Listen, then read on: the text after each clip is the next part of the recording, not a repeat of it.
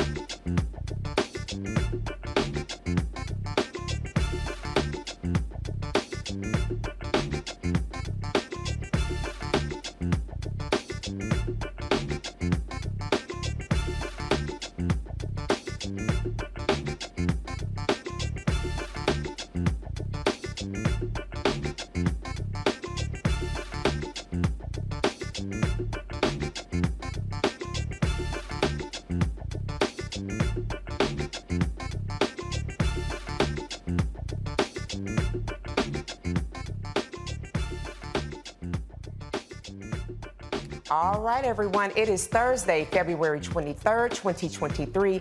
I am Erica Savage, the host of the Reframe Brain podcast, filling in for Roland Martin. Here's what's coming up on Roland Martin Unfiltered, streaming live on the Black Star Network. Black media mogul founder, Ozy Media, Carlos Watson, was arrested and charged with fraud.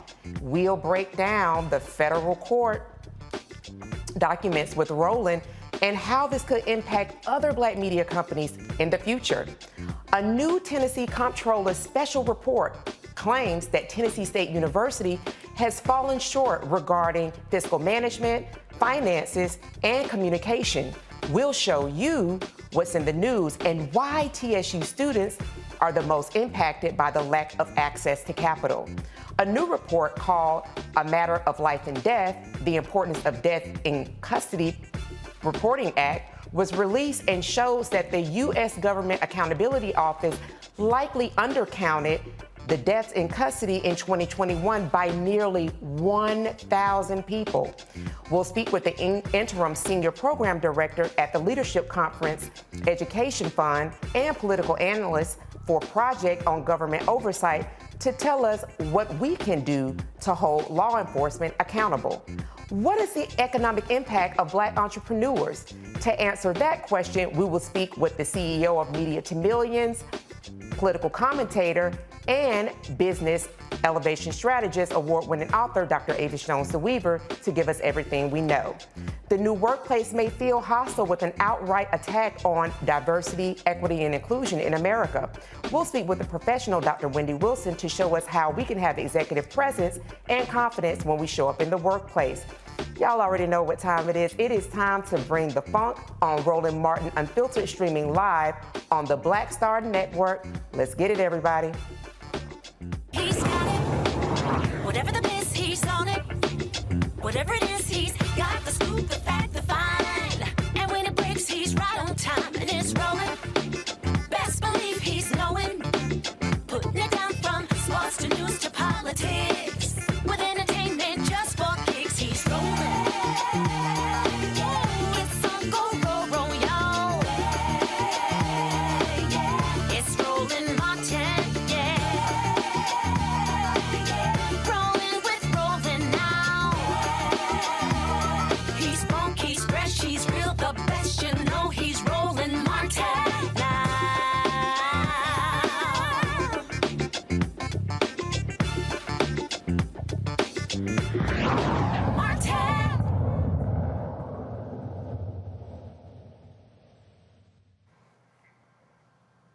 Today, a Black media mogul was arrested by the FBI in New York on federal fraud charges.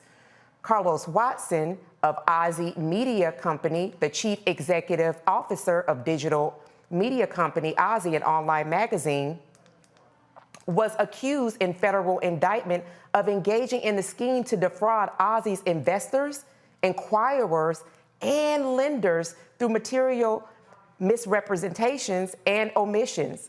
Watson allegedly has misled potential investors since 2018 about how profitable the company was, business projections, and the identities of its investors. If convicted, Watson faces a mandatory minimum sentence of 2 years imprisonment and a maximum sentence of 37 years. Here to discuss this case, we have none other than Roland Martin, award-winning journalist, host, and owner of Roland Martin Unfiltered, joining us now. Roland, breaking news. So here's the deal. I'm here in Huntsville, Alabama. I'm about to speak to the AKAs at the regional conference here.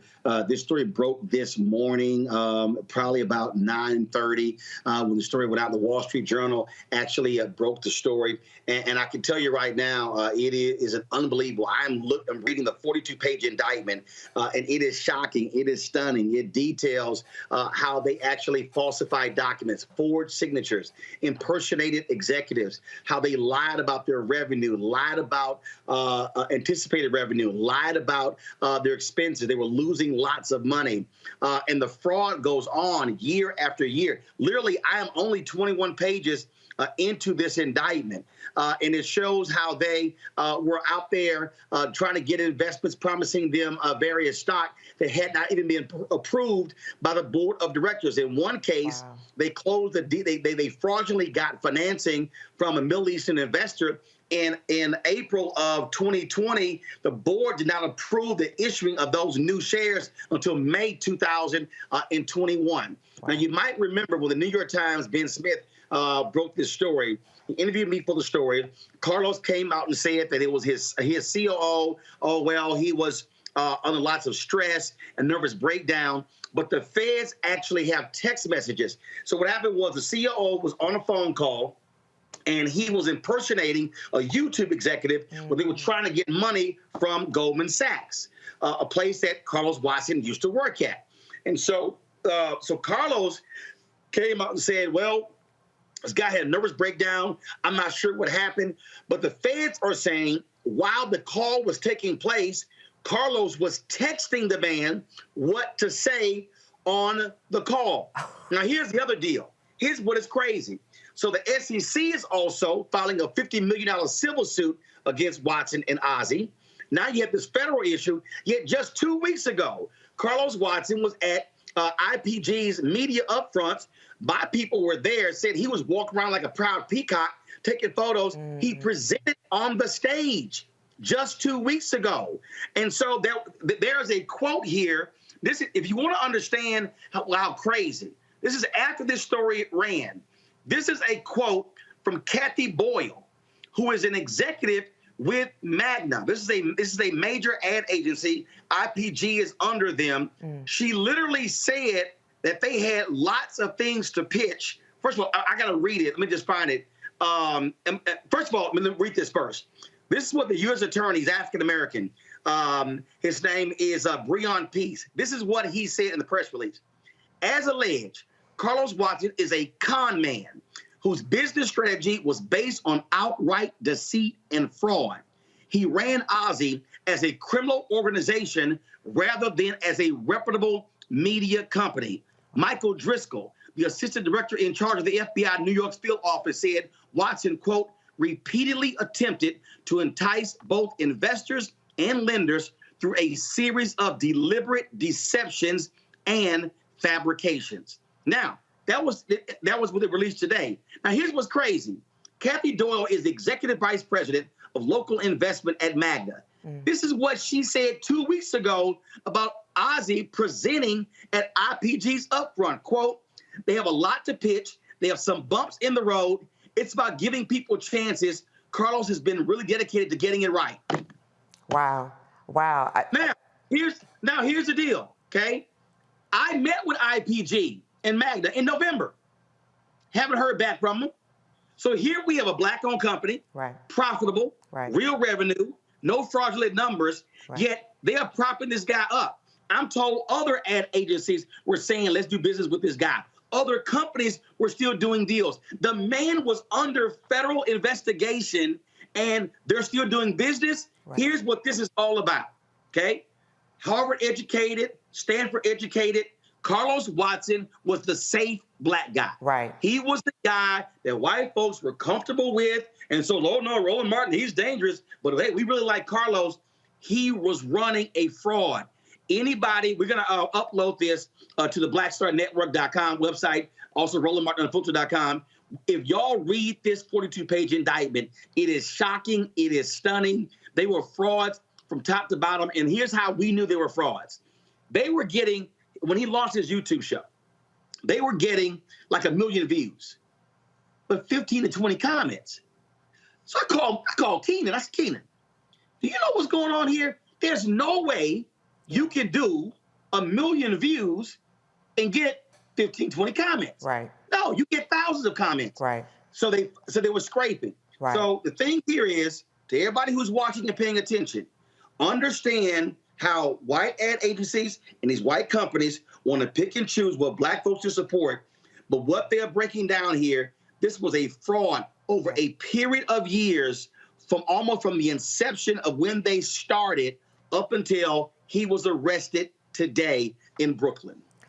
Wow, Roland, breaking news. Thank you for ensuring that our audience was apprised of this. The Roland Martin Unfiltered audience, highly intelligent. As Roland said, the document will be uploaded to blackstarnetwork.com, so you can feel welcome to go and read at your leisure. Thank you so much, Roland, for being on. All right, we'll break it down further when I'm back on the air tomorrow from Los Angeles. Absolutely. Be well in Huntsville. Appreciate it. All right, so we're gonna go to break, pay some bills, and we'll be right back with our panel and to discuss some more. Stay close. Hatred on the streets, a horrific scene, a white nationalist rally that descended into deadly violence. White people are losing their damn minds. As an angry pro-Trump mob storms the U.S. Capitol, We're about to see the rise of what I call white minority resistance. We have seen white folks in this country who simply cannot tolerate black folks voting. I think what we're seeing is the inevitable result of violent denial. This is part of American history. Every time that people of color have made progress, whether real or symbolic, there has been what Carol Anderson at Emory University calls white rage as a backlash. This is the rise of the Proud Boys and the Boogaloo Boys. America, there's going to be more of this. Here's all the Proud Boys, guys. This country is getting increasingly racist in its behaviors and its attitudes because of the fear of white people. The fear that they're taking our jobs, they're taking our resources, they're taking our women. This is white fear.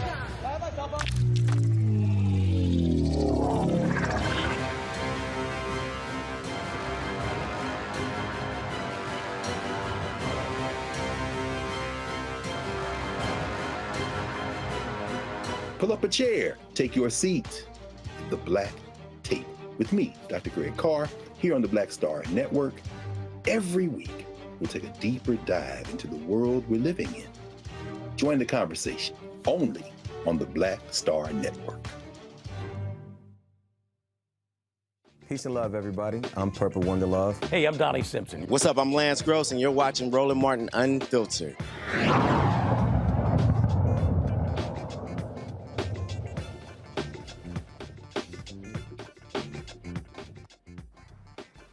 All right, welcome back to Roland Martin Unfiltered, streaming live on the Black Star Network app. And we're going to go ahead and bring in our panel for comments. Starting in us off is going to be Dr. Greg Carr, Department of Afro-American Studies at Howard University. We then have Pastor Shannon Wright, CEO of Urban Engagement, Dr. Larry Walker. And then we also have... All right, and thank you so much. We kind of had a bit of a guest shift there. So I want to go ahead and bring in the panel and talk very briefly about what Roland shared with us, breaking news out of Aussie media. I can remember some of the programming being on PBS. We're going to kick it off and start with you, Dr. Carr. What is your reaction to what we just heard, specifically around these indictments, the arrests, the charges, and that essentially the FBI has been looking at Mr. Watson for several years now? Yeah, well, how quickly the mighty have fallen. It's good to see you, Erica. You good in that chair. We wrote at Control Center there. So, but yeah, it's we all saw Carlos Watson kind of emerge like a comet streaking across the sky. I remember one Sunday morning getting my New York Times off the stoop here and opening it, and there was a full color magazine insert with Carlos Watson interviewing everyone. I think maybe Oprah. I mean, so many different people, and they were calling him the next big thing. Television plans and media plans. Every copy of the Sunday New York Times had this magazine. It was a thick magazine announcing Ozzy. Right. And shortly thereafter, the thing began to implode. So I think Roland, of course, has always nailed it on this. I mean, the guy was the safe Negro. And now that it has been determined that he's not that safe Negro, looks like they're getting ready to run from him. And his COO, Rao, pled guilty already to fraud. So God only knows they got him chapter and verse now because the man is already flipped. So I guess we'll see what happens. Absolutely, Dr. Carr. And, you know, to his point, Dr. Walker, we have definitely seen this really mediocre, like this real rise in Carlos's presence across mainstream media, as I mentioned, PBS. What are you seeing the impact of this as it relates to Black media and Black media's presence, trust, and integrity? Well, I think this is a cautionary tale. Dr. Carr highlighted in terms of his rise and clearly his downfall. It also is clearly he was running a pyramid scheme. I think that's the best way to describe what's happened here with this indictment and obviously the federal government's involvement. But I think that, obviously Roland has talked about his work in black media and running his own company. And I'm hoping that those investors that invested in this company because he was more safe or appealing to certain demographics, realize that Roland has a product here that is not only making money, but is given the opportunity to discuss really important issues that impact a number of Americans. Yeah. But one of the problems we deal with when black folks do something is that we're held to a different standard.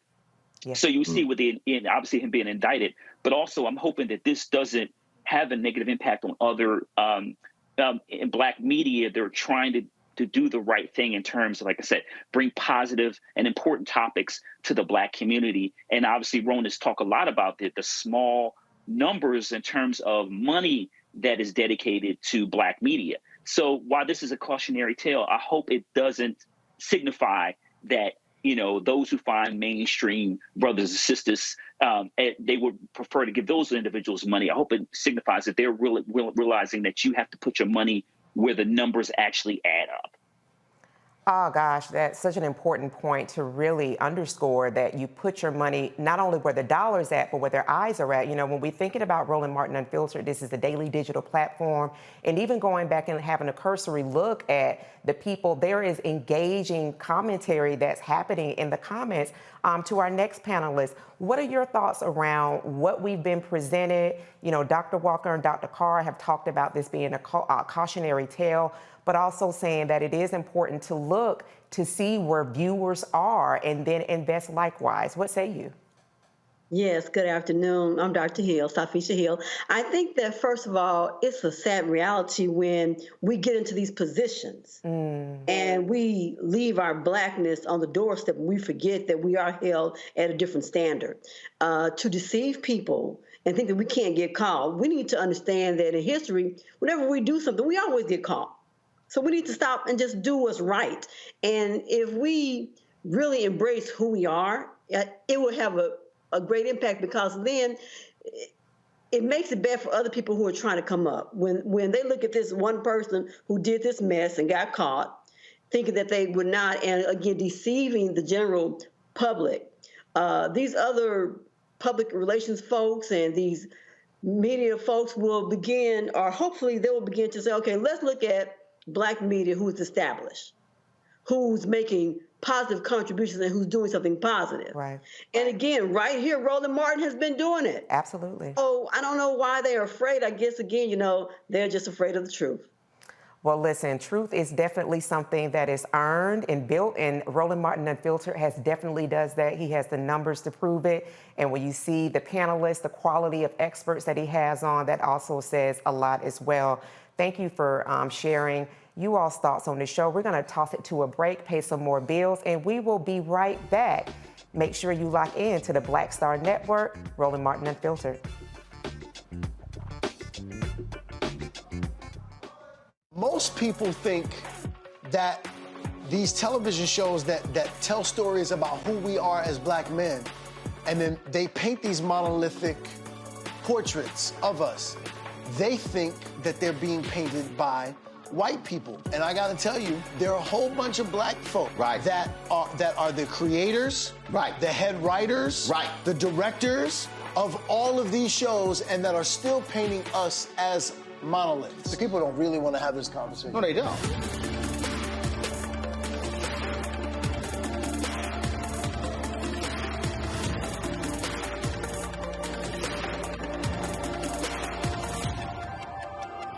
Next on the Black Table with me, Greg Carr. An hour of living history with Dr. Richard Mariba Kelsey, thinker, builder, author, and one of the most important and impactful elders in the African American community. He reflects on his full and rich life and shares his incomparable wisdom about our past, present, and future. African genius is saying that my uncle was a genius, my brother was a genius, my neighbor was a genius.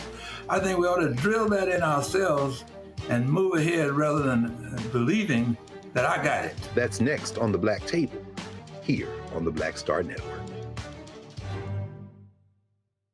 Hi, I'm Gavin Houston. Hey, what's up, y'all? It's your boy Jacob Lattimore, and you're now watching Roland Martin right now.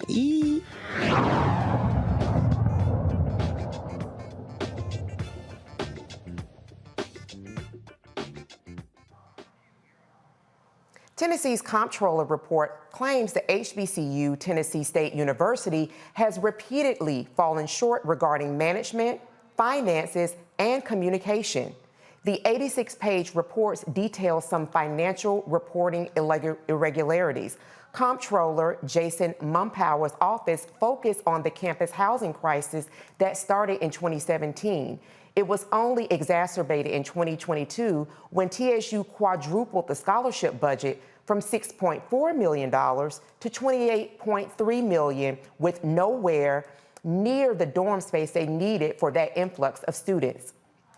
We're going to have a representative from TSU coming in to respond to us, but we want to go ahead and start talking to our panel right now. Now, I want to start again with Dr. Carr. You are an alumnus of Tennessee State, and one of the things that I found really interesting in reading this report was it did seem like the impetus for, that was formed around this special report from the Comptroller's office was the housing crisis. But as the report continued, some of the other messaging that said that was giving rise to why this report was, this special report was published is there were communication issues, specifically parents and students with regard to scholarship, with regard to housing status.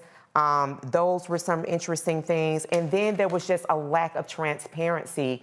Before we get into some of the policies and some of the recommendations that came from the Comptroller's office, that came from also TSAC, can you talk a little bit about what on the face of this report made you, what on the face of this report was alarming to you? And then do you believe that this was a politically motivated audit? Power is a Trump-adjacent Klansman. Remember last spring, this is the same Tennessee Trump devilish devilment comptroller that tried to take over Mason, Tennessee. Remember the story we talked about around this time last year? Jason Trumpauer is the latest in a long line of Klan-adjacent white nationalists in Tennessee who have been trying to destroy Tennessee State for many years. This is a report that is absolutely a political hit. I was a student body president my senior year at Tennessee State. We took buses of students to Tennessee to protest against the appointment of Tom Garland to lead the Tennessee Board of Regents at the time. Tennessee State was under the Board of Regents at the time. Tennessee State got its own board of directors fairly recently. So if they went back under the board, that would be resuming business as usual. The Board of Regents has been a Klan-adjacent group that has attempted to dismantle Tennessee State ever since integration was put in place. And the Guyer versus Alexander case filed beginning in the late 1960s and the stipulation of settlement that was in place in the 1980s when I went there. We stand against them fully. They are white nationalists. We must break their backs. They are angry at Tennessee State for the same reason that all of the white nationalists in the entire country, all of whose backs must be broken, are angry at historically black colleges and universities as our children pour into them in unprecedented numbers. Tennessee State is being held hostage by a white nationalist supermajority in the Tennessee State legislature, a white nationalist governor, and a group that is determined to try to break the will of Tennessee State. Its president, Glenda Baskin-Glover. There is nothing in that report that talks about embezzlement or some form of mismanagement. Lack of communications means you uppity Negroes are trying to let all these students in, and when they're determined not to give you the money to build new dorms, they had to threaten going to court to get a half of what Tennessee State has been owed in terms of hundreds of millions of dollars, and that money has now been designated to help construct new dorms, but the legislature still trying to tell them to do with the money. Don't get me started on these Klan-adjacent bastards who are attacking Tennessee State the same way the Mississippi legislature has attacked Jackson State, the same way the Florida legislature has tried to attack Florida A&M, the same way that North Carolina A&T has been punished because they let too many out-of-state students in. This is straight white nationalism. And damn it, if we don't fight these crackers tooth and nail, if we don't fight them tooth and nail, we deserve what we get. Jason Trump Jason Mumpower is a Klan adjacent racist. Let's dance, bastard.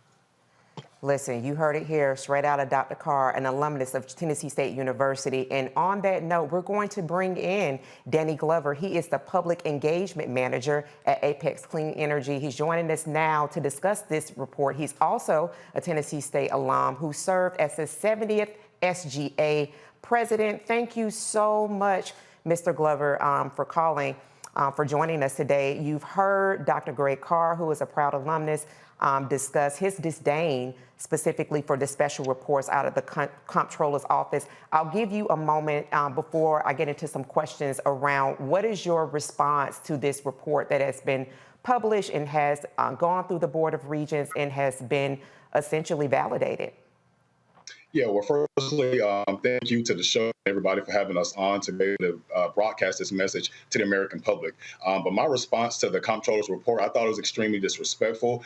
I thought it was condescending. And I thought it was a wagging your finger moment in terms of you Black people don't know how to handle your finances. And this is evident, and he has a track of handling Black entities within the state like this. Brother Carr spoke on Mason, Tennessee, which was a project that I organized on once Jason's Mumpower started getting his teeth in on what was happening there. It seems as though any time a Black entity or a town or city in this state is slated to have, historic economic prosperity via, large sums of money coming into it that wouldn't historically have been there, Jason Mumpower seems to be stepping in to make sure he tries to thwart that progress as much as possible. So we've been vigilant with this situation. We've been proactive ever since we heard the initial findings, and we're going to fight this as we fought it in the late 70s.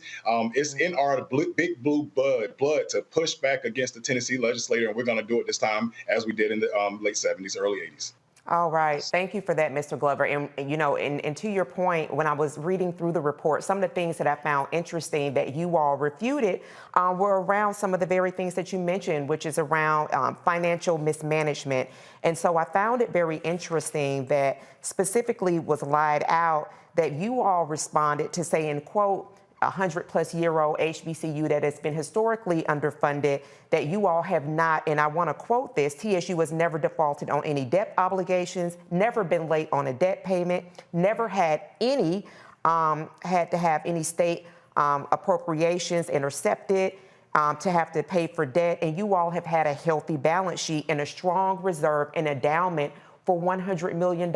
So this conversation that was having, and Mr. Glover said facts for the audience if you didn't hear that. So how does then this whole concept of you all not being fiscally responsible and mismanagement funds, how does that then tread with receipts that you all have to exactly what I read? It doesn't tread well with it. And he was using just a typical trope when it comes to, again, Black organizations or Black schools is typically, or the stereotype that most of our organizations have is we can't handle our finances. There always has to be some white overseer making sure that, we're spending the money in the correct manner. Black politicians and mayors experiences, Black governors, the few we've had have experiences. And this is the exact same trope we're seeing with this. And you're absolutely right about that. There was no financial mismanagement, no misappropriations. No, Dr. Glover was not stealing money to buy a brand new Rolls Royce. It was nothing of that sort. Right. But the way that report made it seem like it was just so much financial malfeasance happening that, it raised, it was to the point where he had to raise his red flag. But I don't think our financial record matched the level of detail that in which he reported on and is putting us on the table for. Right. And before we head to a break, just want to say that there were 12 policy recommendations, 2 of them specifically that said that the Tennessee Board of Regents be activated and that TSU and act as TSU management, that also essentially all operations be submitted to the Tennessee Board of Regents. How can the viewing audience, with the information that we've been providing, how can they be active in ensuring that these set of policy recommendations, which I would encourage anybody to read the report, to look at all 12 of them, how can they be proactive in ensuring that this hostile takeover doesn't happen? Yeah, those folks can be proactive via work with the Equity Alliance, which is Tennessee's premier organization that's been a watchdog down in Nashville at the state legislature. We have a contact your rep tool, or they have I'm a former employee, so I got to separate the lines a little bit, but they have a contact your rep tool that's available to anybody across the nation to send direct emails. If they wanted to make phone calls, they can make those. And once I hop off here today, I'll make sure I tweet it. So if you can follow me at Danny D. Glover, I'll tweet that link. But I want to say, when we started raising this flag, weeks ago, we saw, folks step in to try to, thwart our progress and to say that, this is much ado about nothing. There is no takeover. There's this and that. And now we're seeing exactly what's happening. So I want folks to be very careful who they receive messages from, because this whole movement could have been quelled had our alumni association and base listened to the sage leadership of some of our folks. Love that. Danny D. Glover on Twitter. Follow him, the Equity Alliance. Thank you so much, Mr. Glover, for joining us. We appreciate you, and we'll definitely stay connected with this story. This is Roland Martin Unfiltered. We'll be right back after this break. You're tuned in to the Black Star Network. When you talk about blackness and what happens in black culture, we're about covering these things that matter to us, speaking to our issues and concerns. This is a genuine people-powered movement. There's a lot of stuff that we're not getting. You get it, and you spread the word. We wish to plead our own cause. Too long have others spoken for us. We cannot tell our own story if we can't pay for it. This is about covering us. Invest in black-owned media. Your dollars matter. We don't have to keep asking them to cover our stuff. So please support us in what we do, folks.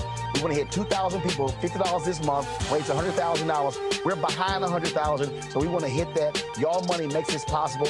Checks and money orders go to P.O. Box 57196, Washington, D.C. 20037-0196. The Cash App is $RM Unfiltered. PayPal is R Martin Unfiltered.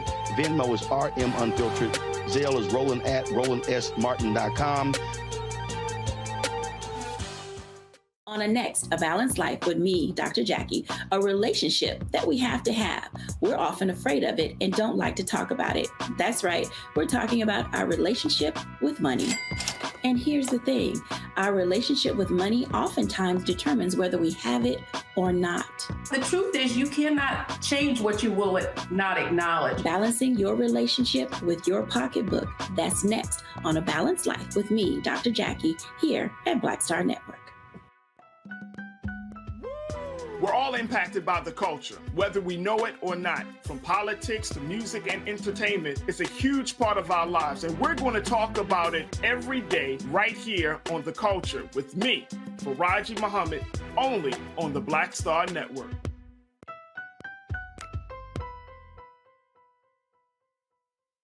Hi, my name is LaToya Luckett. Yo, it's your man Deion Cole from Blackish, and you're watching Roland Martin Unfiltered. Stay woke.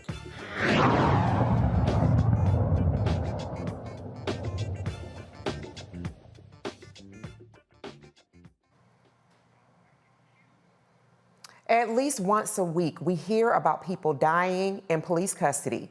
These aren't any statistics on how many people die in custody yearly. A new report called A Matter of Life and Death, the Importance of the Death in Custody Reporting Act was released. It analyzes past efforts to implement the Death in Custody Reporting Act and how essential requirements have changed with each reauthorization. Joining me now to talk about those studies is Mr. Janowski.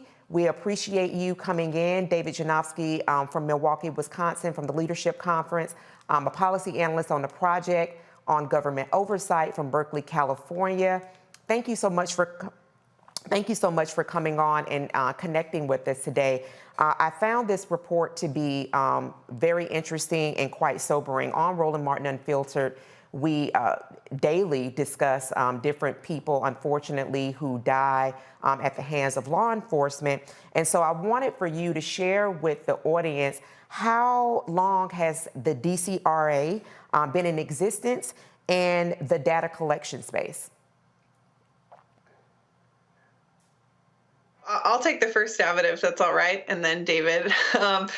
Thank you so much for having us on the show. It's such a pleasure to be here. I frequently check in at Roland Martin Unfiltered to see what Roland's saying about the topics of the day, and I'm really grateful to be here with you today. So I just want to mention, so the Death in Custody Reporting Act, or DICRA is kind of the acronym for it that you mentioned, was passed into law in 2014. And so it's been on the books, a law in place, for 8 years.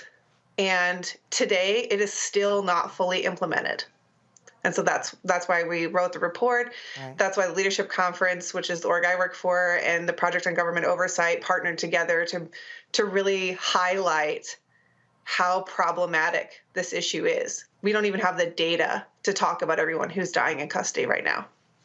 Yeah, I found that to be very sad and just mind-blowing that this data has been collected over a period of 9 to 10 years.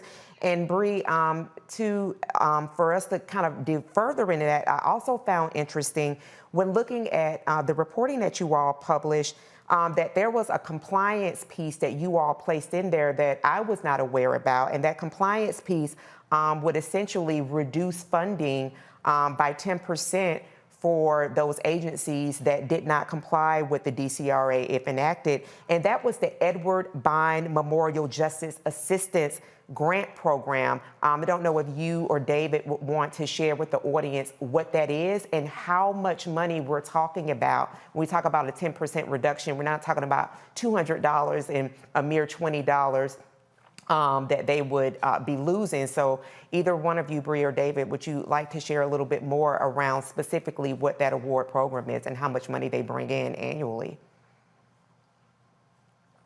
Sure. So the Burn JAG program is one of the largest federal grant programs that goes from the federal government to state and local law enforcement. We're talking, I don't have the exact number in front of me, but in the neighborhood of $100 million a year. So when that gets split out between the 50 states and additional territories, this is a non-negligible amount of money that, we think if it's withheld from states, if they lose that 10%, that could really spur them to comply more fully with this law.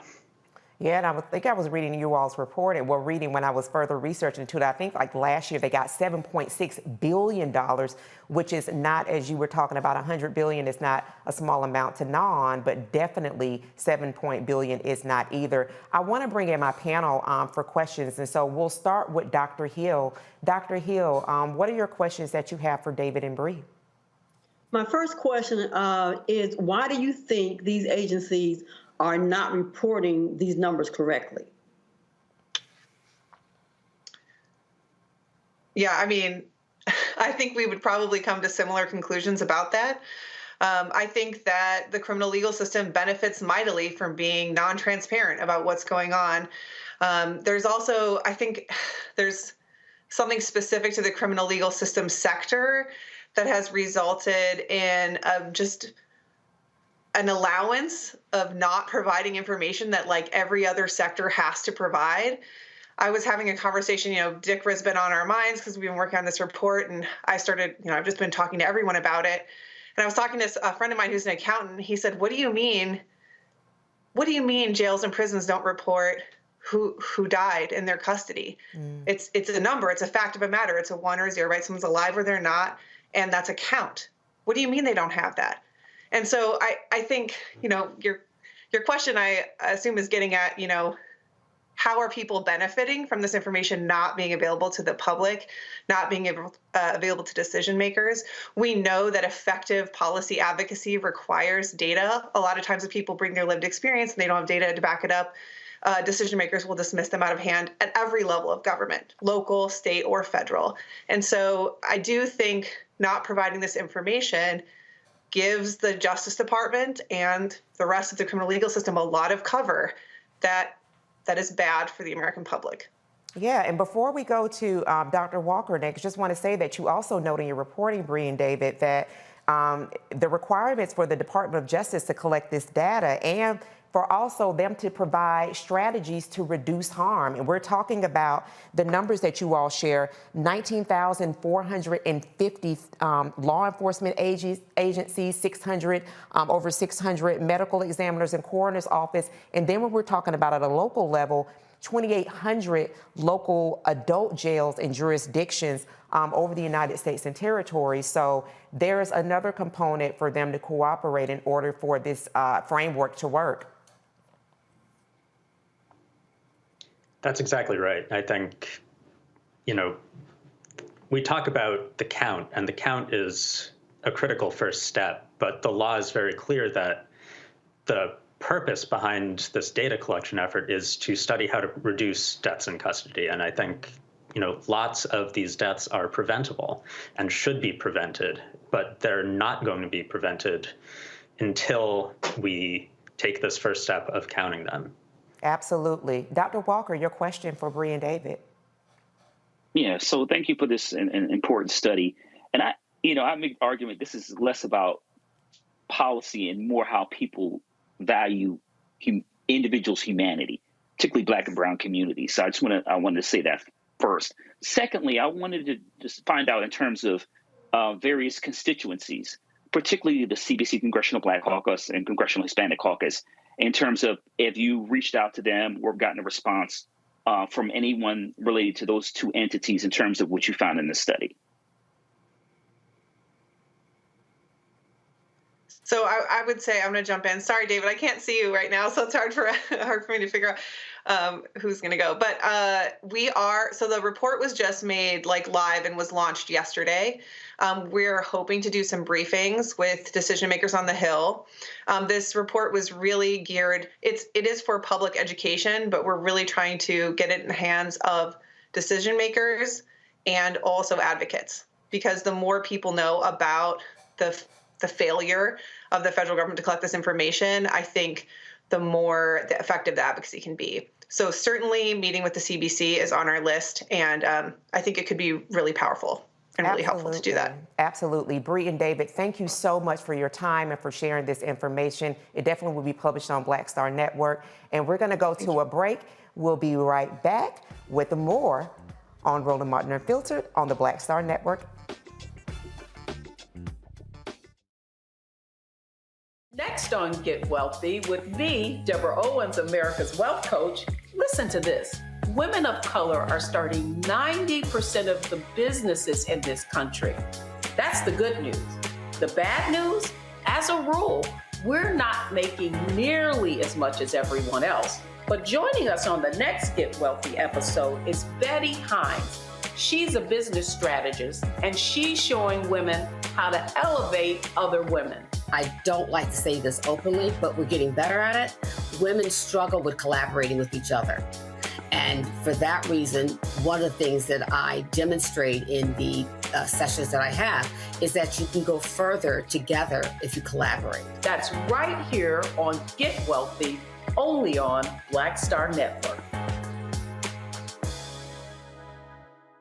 Most people think that these television shows that tell stories about who we are as black men, and then they paint these monolithic portraits of us.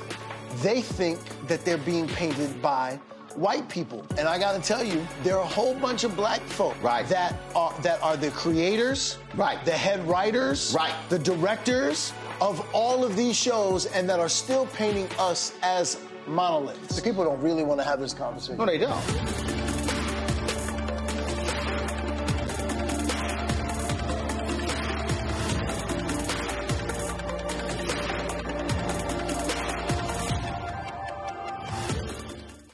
Riddle. What's up, y'all? I'm Will Packer. I'm Chrisette Michelle. Hi, I'm Chaley Rose, and you're watching Roland Martin Unfiltered.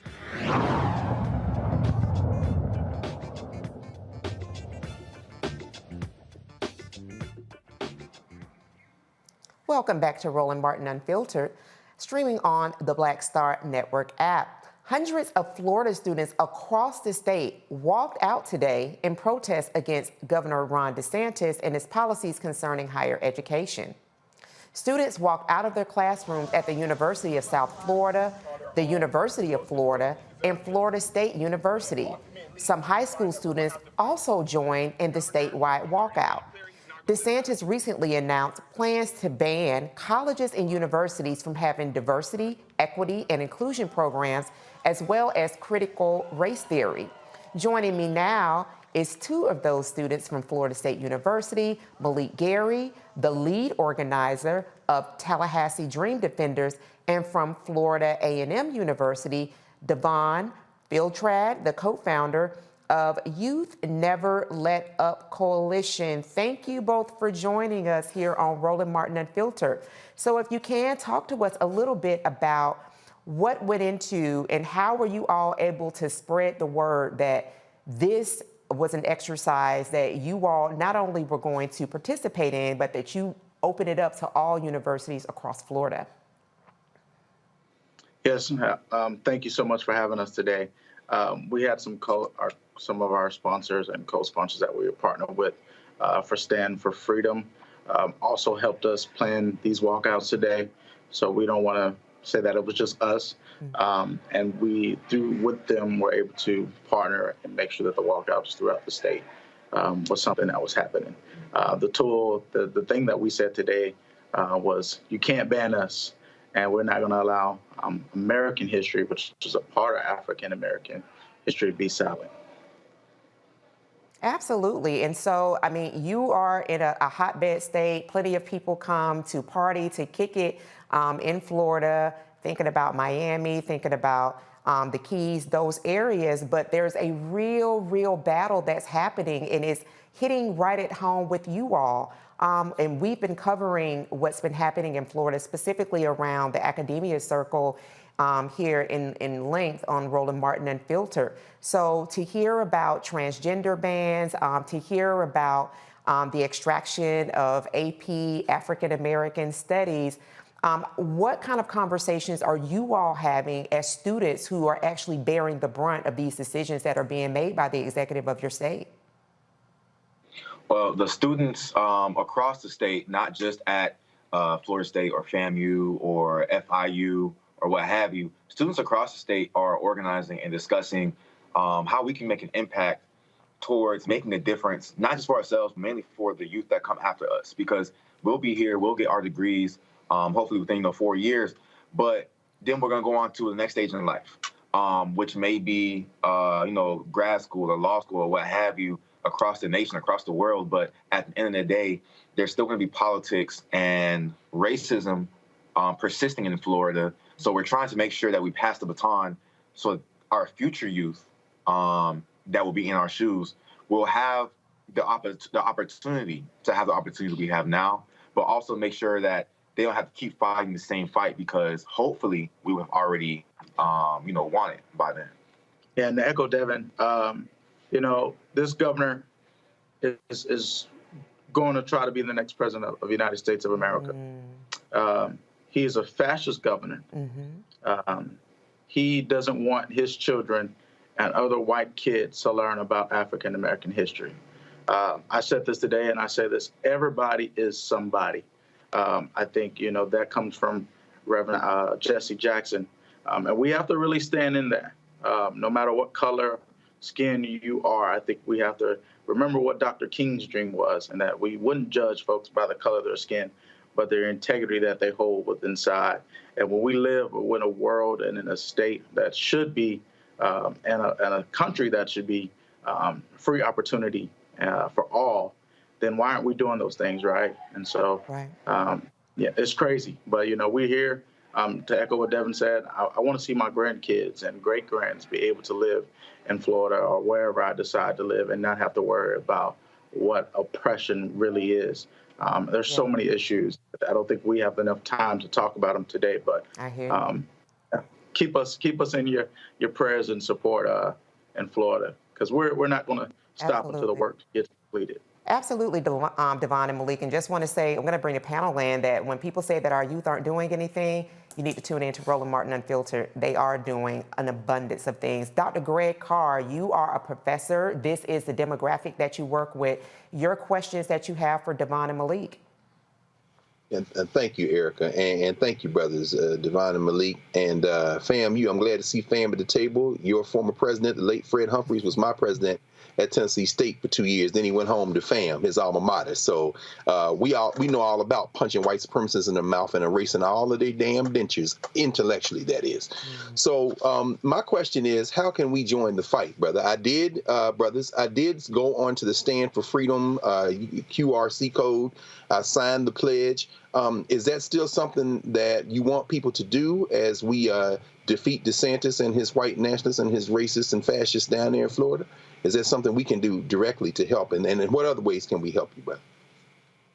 Yeah, something that was important for us as we continue in this journey. I think a lot of us aren't educated about what's going on, not just in Florida, but around the states. And so I would charge you and make a hard ask to do some teach-ins in your community. I'm pretty sure you're doing this in your classrooms, but we need more folks to do teach-ins. Today we talked about the 10-point program from the Black Panther Party, because I don't know if you know here, but he's been in our books. So the opportunity to read a book and learn that history has been wiped away. And so now is the time that we actually talk about educating each other politically, mentally, and spiritually, all those things that we have to do them among ourselves. Wow. Thank you. That's such a great question and a really good set of actions for everybody that's listening. Dr. Hill, your question for Devon and Malik. Yes, first of all, thank you. I also teach, and I'm in Texas. So, in Texas, they try to follow what everybody else does. So we're fighting the banned books and the issue with critical race theory. And the governor just issued a letter saying that we can't use diversity in hiring practices. Thank you for being the generation of don't start none, won't be none. My question to you is, have you reached out to students across other states to join in this battle? Because surely there are some other states that are going to be facing the same things. Texas is one of those. And please let me know what I can do to assist you in that. Yeah, so actually, Dream Defenders, we're actually in a campaign of going national. And so one of the campaigns that we're also working on with some other college campuses and organizations like NAACP Youth and College Division, CRL, and some of the, that's just to name drop a couple of them. But we're also working on the student loan application process.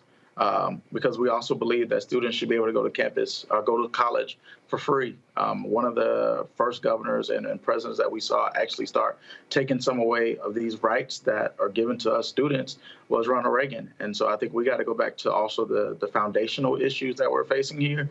And that is just the beginning. I mean, right? And then that's led us to 2023. But yeah, we're starting to work on some campuses. We're actually been canvassing for the last 2 weeks on HU, which is Howard, and we're reaching out to our partners throughout the state of America, United States of America, excuse me, because yeah, we know it's not just us in Florida. I'm so proud to hear that you're one of those professors that's stepping out, because it's Abbott and DeSantis trying to be the next president. So thank you for that. And yeah, so we actually have some toolkits that I would love to share with you all after the call and be able to do those teach-ins and reach out with us, and let's make a change really for our communities. Absolutely. And our third professor on panel, we have about a minute and a half. Dr. Walker, your questions for Devon and Malik. Yeah. So, gentlemen, congratulations on your advocacy. I can add that I'm right here with you. I'm a professor here in the state, so understand and very familiar with the student walkout today, and support you 110%. The thing I want to talk about is, can you share with the audience in ways in which people can fund some of the initiatives you talked about and some of the future initiatives? What's the best way for people to support your initiatives financially? I'll actually let Malik answer that one. I want to make sure that he has that amplified for not just Dream Defenders, but other coalitions and groups in the state. So I'll let him answer. Yeah, you can go to dreamdefenders.org, and we have a donate page. We need all the support and help we can get. We've actually just finished our 10-year anniversary last year, which we started in 2012 after the killing of Trayvon Martin and the Stand Your Ground law. Now, in 2023, we're dealing with a permitless carry bill that he's trying to pass. So we need all the help we can. And I believe Devin can give you some information about his organization, Stand for Freedom. You can go to their website as well and help donate there. But yeah, we definitely need all the help we can get with our real grassroots doing the work. And I'll pass it to Devin. Yes, I know you're short on time, so I'll make it quick on what I have to say. I am the co-founder of Youth Never Let Up Coalition. You see Emmett Till on our shirt, or excuse me, my shirt. We work with the family of Emmett Till, the White House. We're international. We do work in Africa as well. So we're only less than a year old. And I encourage everyone to, if they can't work with Dream Defenders, if they can't work with Youth Never Let Up Coalition, make your own. That's what we did. That's what Dream Defenders did. So if you don't have the individuals or the groups or entities in your area to help make change, make the change yourself. And that's specifically for the youth, because sometimes we don't have the answers, but we can create the answers ourselves. Absolutely. So I would say if you don't have the ability to join YNLU or Dream Defenders or other organizations, right, make your own and make the change yourself, because we need everybody we can get. Yeah, because we definitely want to be part of the good trouble, like John Lewis stated. And you all are. And we want to say thank you so much. Thank you for your time. Thank you for your energy. Again, when people say our youth aren't doing anything, they're doing plenty. They are organized and they are ready to go. Thank you so much for joining us, Devin and Malik. You're watching Roland Martin Unfiltered on the Black Star Network. We'll be right back. Folks, Black Star Network is here. Hold no punches. I'm real revolutionary right now. Black power. Support this man, Black media. He makes sure that our stories are told. Thank you for being the voice of Black America, Roland. Stay black. I love y'all. All momentum we have now, we have to keep this going. The video looks phenomenal. See, this difference between Black Star Network and Black-owned media and something like CNN. You can't be Black-owned media and be scared. It's time to be smart. Bring your eyeballs home. You dig?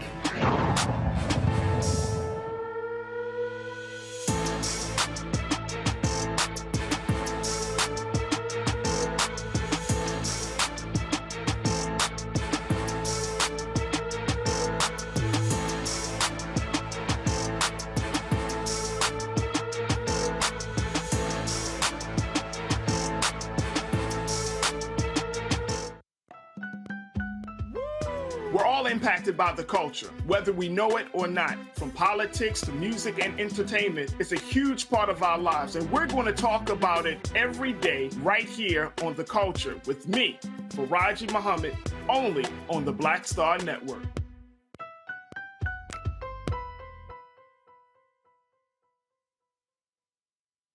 I'm Deborah Owens, America's Wealth Coach, and my new show, Get Wealthy, focuses on the things that your financial advisor and bank isn't telling you, but you absolutely need to know.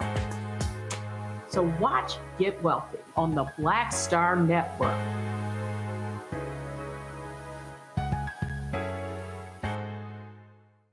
Hi, my name is LaToya Luckett. Yo, it's your man Dion Cole from Blackish, and you're watching Roland Martin Unfiltered. Stay woke.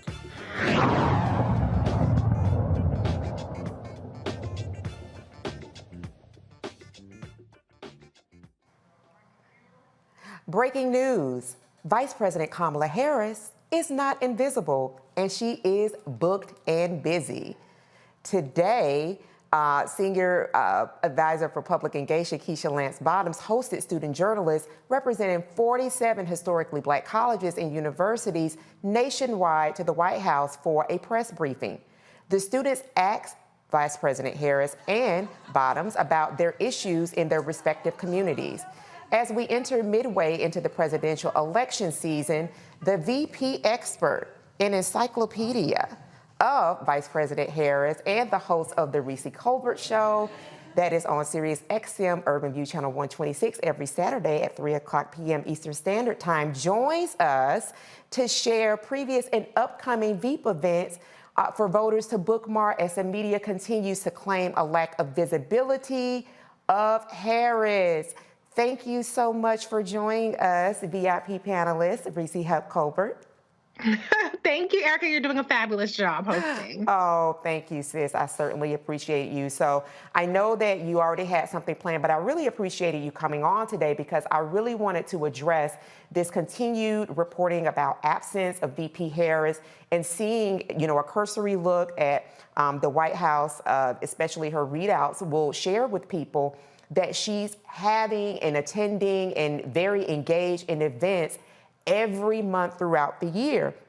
I want to just talk about, and then we're going to talk about some other things, that she will be in Columbia, South Carolina this Monday, the 27th of February, and she's going to be talking about affordable broadband network. And so South Carolina is now number one, will go first in the primary presidential election. So Iowa, Nemrata, Marianne, your feelings might be hurt, but that's just what it is. Can you talk to us a little bit about that visit that she has upcoming for Monday?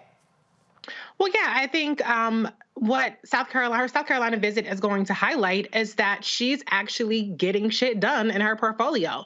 Broadband access was one of the things that was tasked to her by President Biden, and that was a major part of the infrastructure package that was passed on a bipartisan basis. So not only has the administration already cut the cost of broadband, I don't know if you remember, 1 million families were eligible for lower broadband access last year, several hundred thousand signed up, but they're actually expanding broadband access throughout the state of South Carolina, throughout rural communities, and throughout the country. And so this is one of those areas where Vice President Kamala Harris doesn't get a lot of credit for. But if you remember back in when she was a senator during her campaign, this was one of the areas that she championed. So it's a good thing to see that she's able to go back to these communities and say, these are the accomplishments that we have from the Biden-Harris administration. Tangible, so to speak. And as a person that is from a rural community, I know that access to broadband, no matter where a person lives, is highly important. So South Carolina, Georgia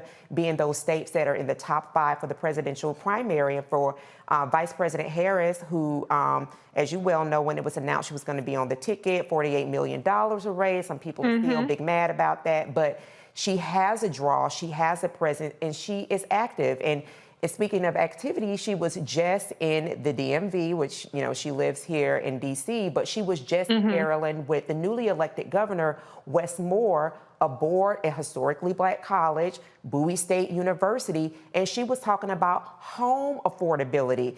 Can you talk to us, walk us through her being there, and the importance of her being on an HBCU campus, talking about things people go to higher education institutions to be able to afford nice homes after they graduate. So could you talk to us about that visit and the outcomes that she had? Yeah, this is another area where we're seeing the Biden-Harris administration pick up the mantle of Vice President Kamala Harris's presidential platform. One of the areas that she was focused on in her Black agenda, which she did have one, was home ownership affordability and closing the wealth gap through home ownership. And so what she was at Bowie State yesterday for was to announce that the Biden-Harris administration is actually lowering the cost of mortgage insurance premiums for FHA loans. And that is something that disproportionately impacts Black borrowers, lower income borrowers, because we, and I include myself in it because I do have an FHA loan, but it was a 2 or 3K loan, do disproportionately get FHA loans. And so this is going to save families hundreds of dollars, in some cases even almost $1,000 a year. And that's especially helpful considering the fact that one of the Trump tax scam things that came into effect was phasing out the ability to write off your private mortgage insurance. So those lower premiums that no longer have a tax break on them are going to really make a difference for new homeowner borrowers. I wish it was for all of us and not just the new borrowers, but that is still a really good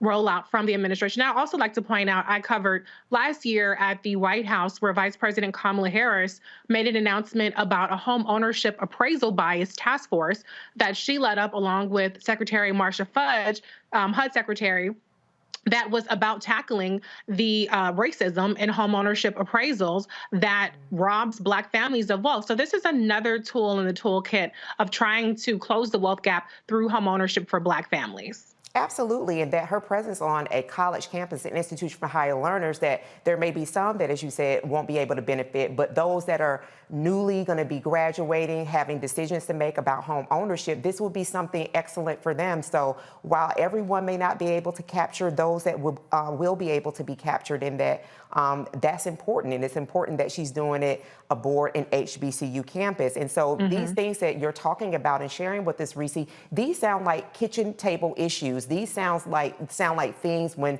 affordability, that language, those are things that everyday Americans, everyday people are looking out for every day. Absolutely. I mean, these are just a few of the things that have been in her portfolio. Another thing is medical debt. That's something that she was tackling last year. I was at the White House covering that as well. I wrote an article about it. And the fact that Black people disproportionately have medical debt. And one of the initiatives that Vice President Kamala Harris has talked about for many years is actually credit reporting and how your credit score is calculated. And so there have been a lot of changes to the credit reporting that make it more favorable for consumers and that help Black people that were rolled out as part of that medical debt initiative and other initiatives working with the credit agencies to make credit scoring more fair for people like us. Absolutely. And so these are things, as you said, that do impact our community. So all I'm hearing are checklists. So as people start thinking about what they want, when people start asking, what have you done for me lately? It sounds like VP Harris has definitely been checking those boxes in her office. I'm going to go to the panel for people to ask questions. And I want to start out with our fellow VIP Thursday member, Dr. Greg Carr. Dr. Carr, you have any questions for Reese around VP Harris's visibility and her activity here throughout the United States? No, I mean, this is wonderful. And thank you, Reese, for updating us and for, something you and Roland talked about last week and the week before as well. I think, just this idea of making sure that we know what the vice president is doing and what this administration is doing and how it impacts us in the real world. I'm very excited to see this meeting today with these HBCU journalists, with she and former Mayor Keisha Lance Bottoms. I'm wondering, with all of the information that's out there and all of the distractions and everything that's streaming everywhere all the time, how do we punch through the noise? I mean, I know this is part of it for sure. But those journalists, those young journalists who will be reporting their student newspapers, and that's important. But there's so many distractions out of here. How do we continue to just ramp this up so people do know what Vice President Harris is doing and what this administration is doing? Thank you, Dr. Carr. It's always good to be with you. And I absolutely agree with you. It was incredibly important to have these students here. And I will note that per the White House Black African-American media director, all of the HBCUs were invited. 47 HBCUs actually sent students, but all of them were invited. And that's something that has been the way that Vice President Kamala Harris has championed, and other HBCU alums like Keisha Lance Bottoms have really championed HBCU students. I've actually been at the White House reporting alongside Howard students who are very excited to be there reporting on home ownership biases or HBCU grants. So this isn't just a one-off type of thing. They're very much welcome very frequently to the White House. But I think what it goes to is one of my particular things that I've always encouraged Vice President Kamala Harris to do is to do more Black media more often. Credibility is something that is a cumulative effect. We have to hear from you. We have to see you more than once. And I think sometimes I would say her in particular, I think she relies a little bit too much on traditional media, the mainstream media. And we saw, for instance, with her trip to Munich, she was almost entirely erased from some of the coverage around that major speech that she gave at the Munich Security Conference. So the traditional mainstream media is not going to amplify her. They're not going to educate on her record. And that's where I think, for instance, she had a conversation with Steve Harvey a couple weeks ago. She's inviting these student leaders, these student journalist leaders, to the White House. That's all great, but I think she needs to be a lot more visible when it comes to platforms like this one and other Black platforms like my show, for instance. She can come on in and keep coming back to the well. So people like, I would say Secretary Buttigieg, he gets that. He's out at a lot of these places very frequently. He doesn't do one-off appearances. He goes back over and over again. And I think that's something that she has to do herself. Absolutely. That is a very good question. And I love the way Reese is definitely very fair in not only her support, but of a critique. And as Reese said, Roland Martin Unfiltered is definitely an open door, and so is the Reese Colbert Show. Dr. Walker, your question for Reese. Reese, first of all, you do a fantastic job advocating on behalf of the VP and have from day one. So let's give you a shout out for that. Also, congratulations on your new show. Thank you. So my question really relates to, you talk a lot about, and VP Harris has been visible since, being sworn in. But can you talk a little bit about two things? First of all, I think there's a misconception of the understanding of the role of the VP. That's the first point I want to make. And second of all, can you talk about, this is be clear, about a Black woman in terms of some of the outsized expectations that go into her being the first Black woman as being VP? Absolutely. I mean, I think you guys recall during the presidential election when it was time to select a VP, Chris Dodd and company came out and said that Vice President Kamala Harris was too ambitious. And so there was this narrative that was already being spun that she was too ambitious and she was going to try to step all over President Biden.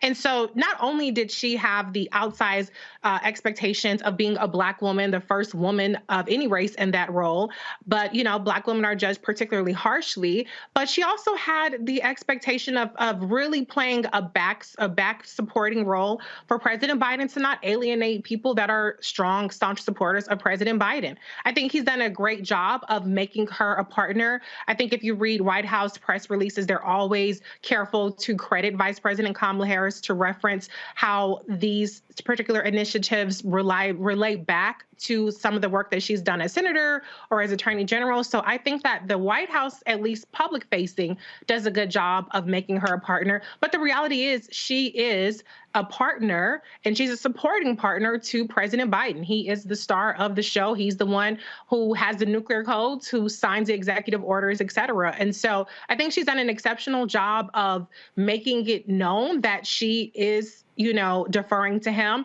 Sometimes it's to her detriment. I think she could probably lean in a little bit more in her own power and the fact that she is a historic vice president. But the reality is she's damned if she does, damned if she doesn't. Now, if I'm damned if I do, damned if I don't, I'm going to lean in. I'm not going to shrink back. So I think that that's an area where hopefully we'll see during this presidential campaign, and I expect that they will run again, that she will get a chance to puff up her chest a little bit more and a little bit more safely. But, can I say one more thing, too? I just want to be clear. This is not a matter of invisibility. It's a matter of erasure, and it's a matter of marginalization. Because as Dr. Walker just pointed out, she is visible. We see her side by side with President Biden. We see her travel around the country. She's met with hundreds of groups, and she does plenty of events. However, the media, and a lot of times, even when you come to social media, she's intentionally erased and marginalized. So that's something that is a challenge for her, and that's something she's going to have to overcome. Absolutely. Thank you so much. And just very quickly, we have about 45 seconds. Dr. Hill, your question or comment for Reese? Yes, thank you so very, very much. What do you think is the greatest legacy that she is building now? The legacy that she's building is actual substantive policy wins. When you look at what's happening around the Pell Grants, or I should say HBCU funding, HBCU security, climate justice, environmental justice with lead pipes, broadband, she has her hands in a lot of pots. And I think if you are a student of Vice President Kamala Harris like I am, you will see that she is very much influencing very substantial policies that this administration is putting forward and pushing it in a more progressive lane. Wow. Reese Colbert, the host of the Reese Colbert Show on Sirius XM, Urban View Channel 126, every Saturday at 3 p.m. Eastern Standard Time. Thank you so much for your time today, sis. Thank you, sis. Absolutely. You're watching Roland Martin Unfiltered on Black Star Network. We'll be right back after this break. Next on Get Wealthy with me, Deborah Owens, America's Wealth Coach. Listen to this. Women of color are starting 90% of the businesses in this country. That's the good news. The bad news, as a rule, we're not making nearly as much as everyone else. But joining us on the next Get Wealthy episode is Betty Hines. She's a business strategist, and she's showing women how to elevate other women. I don't like to say this openly, but we're getting better at it. Women struggle with collaborating with each other. And for that reason, one of the things that I demonstrate in the sessions that I have is that you can go further together if you collaborate. That's right here on Get Wealthy, only on Black Star Network. Next on the Black Table with me, Greg Carr. An hour of living history with Dr. Richard Mariba Kelsey, thinker, builder, author, and one of the most important and impactful elders in the African American community. He reflects on his full and rich life and shares his incomparable wisdom about our past, present, and future. African genius is saying that my uncle was a genius, my brother was a genius, my neighbor was a genius. I think we ought to drill that in ourselves and move ahead rather than believing that I got it. That's next on The Black Table, here on the Black Star Network. Hey, I'm Deion Cole from Blackish. Hey everybody, this is your man Fred Hammond, and you're watching Roland Martin, my man, Unfiltered.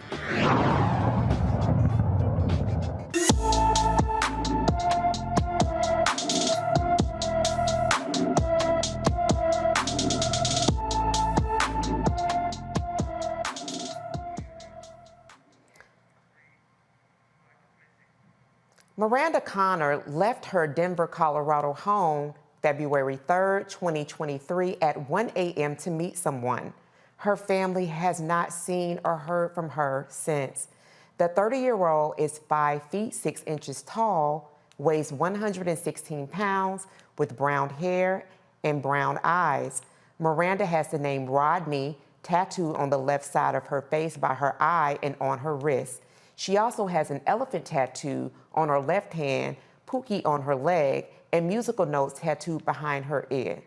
Anyone with information about Miranda Connor is urged to please call the Denver, Colorado Police Department at area code 720-913-2000. All right, everybody. A Chick-fil-A video from Charlotte, North Carolina went viral after store employees wrote an apparent racial slur on an order slip.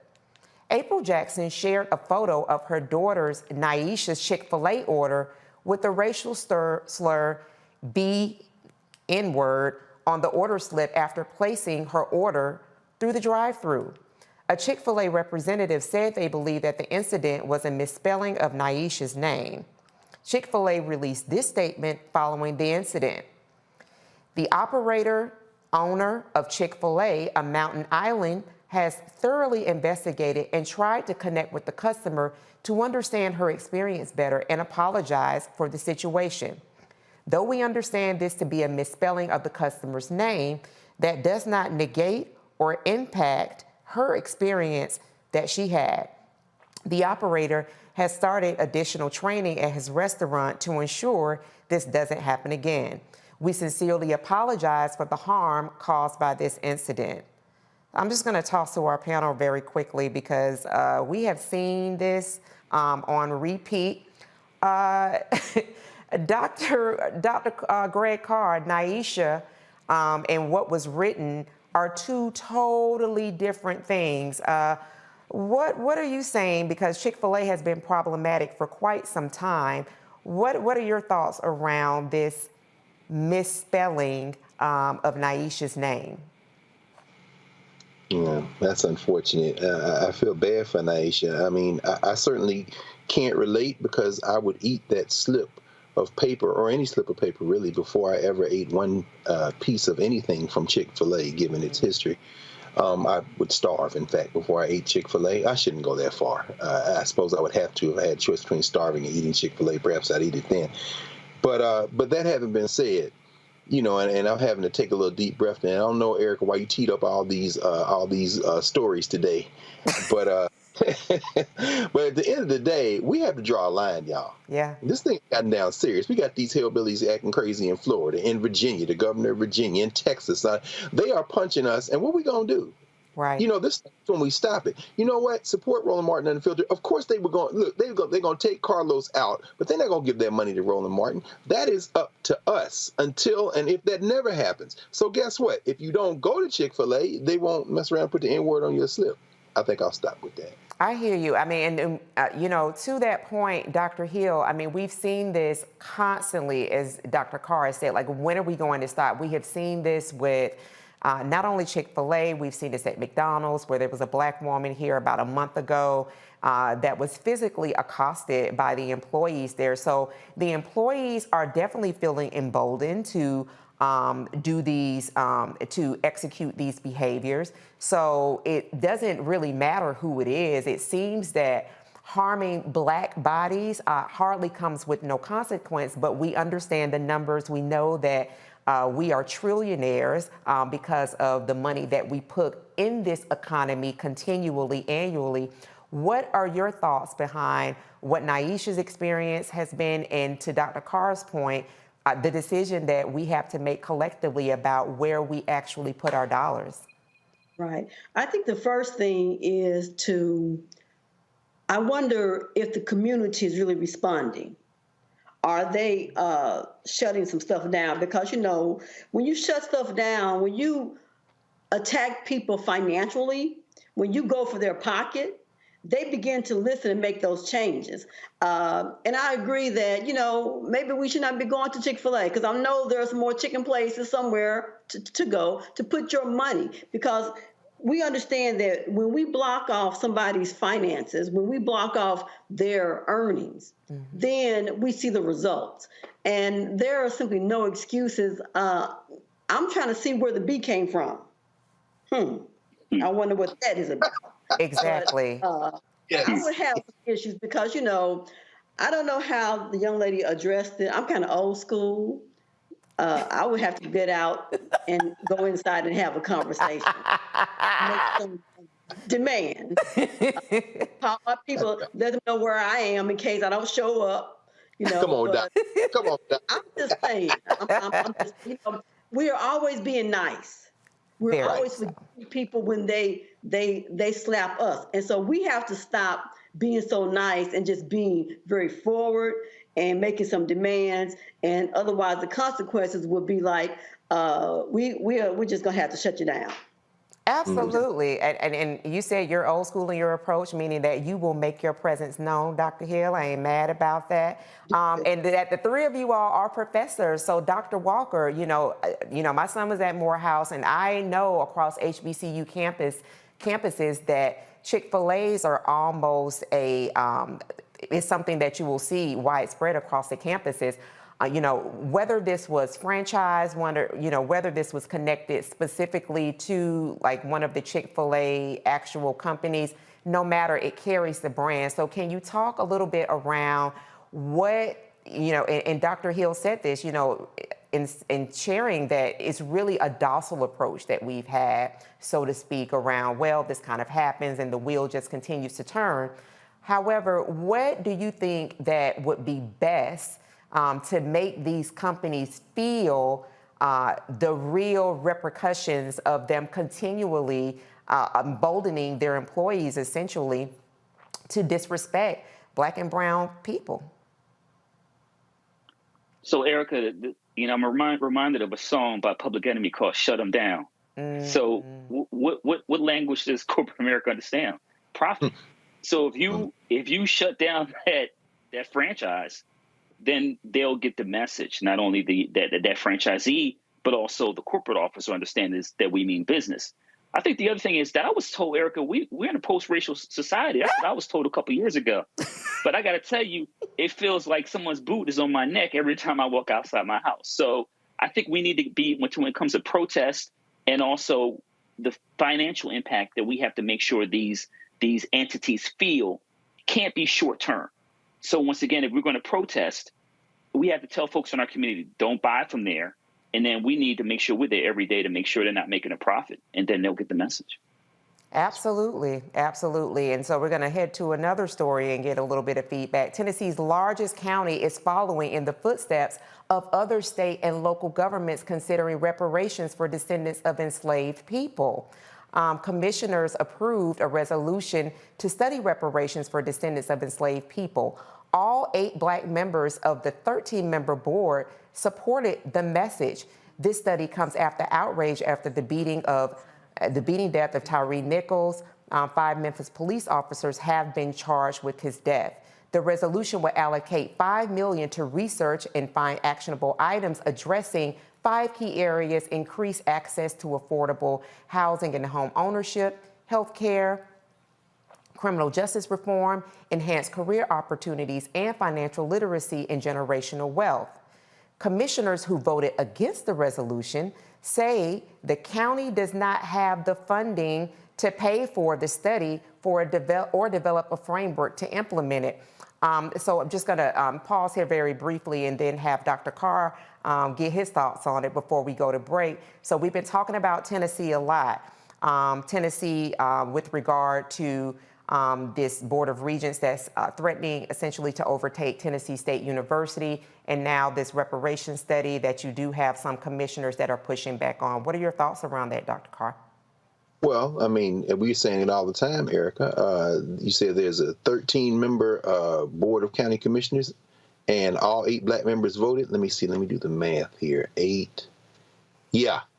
Voting matters. 8. We don't give a damn what y'all think.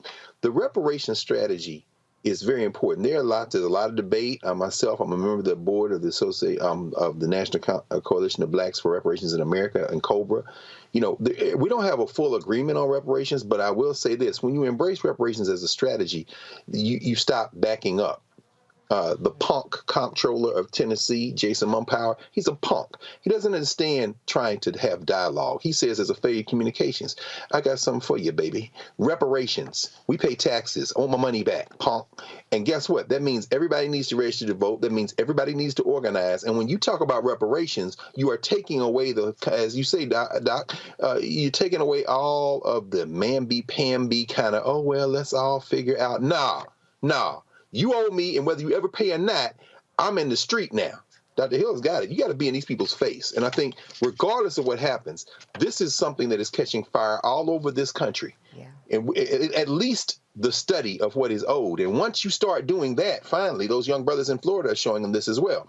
As you begin to study and begin to understand the depth and the magnitude of the implications of what has been done to us and what we can do about it, that empowers you then to act politically across the range, whether you ever get reparations or not. That is the important thing to understand about this reparation struggle. Amen and hallelujah. That is why abstaining and withholding your vote is not an option. We have to engage. Thank you so much, Dr. Carr. We're going to go pay some bills. We'll be back. Roland Martin Unfiltered on the Black Star Network app.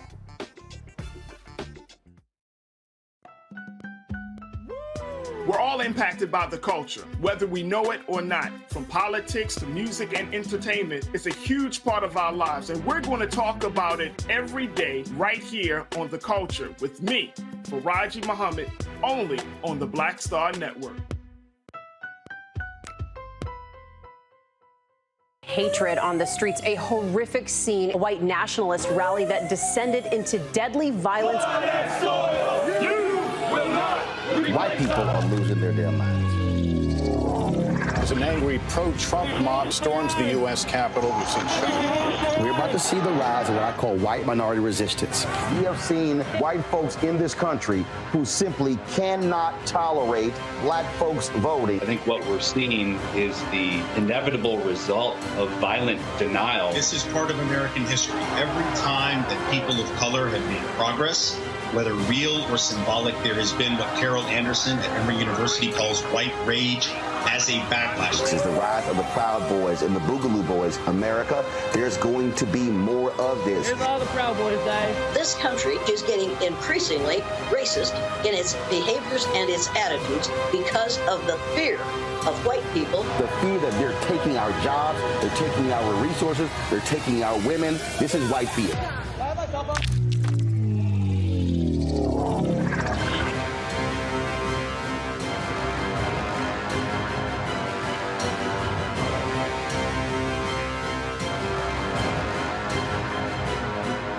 Hello, everyone. I'm Godfrey, and you're watching Roland Martin Unfiltered. And while he's doing Unfiltered, I'm practicing the wobble.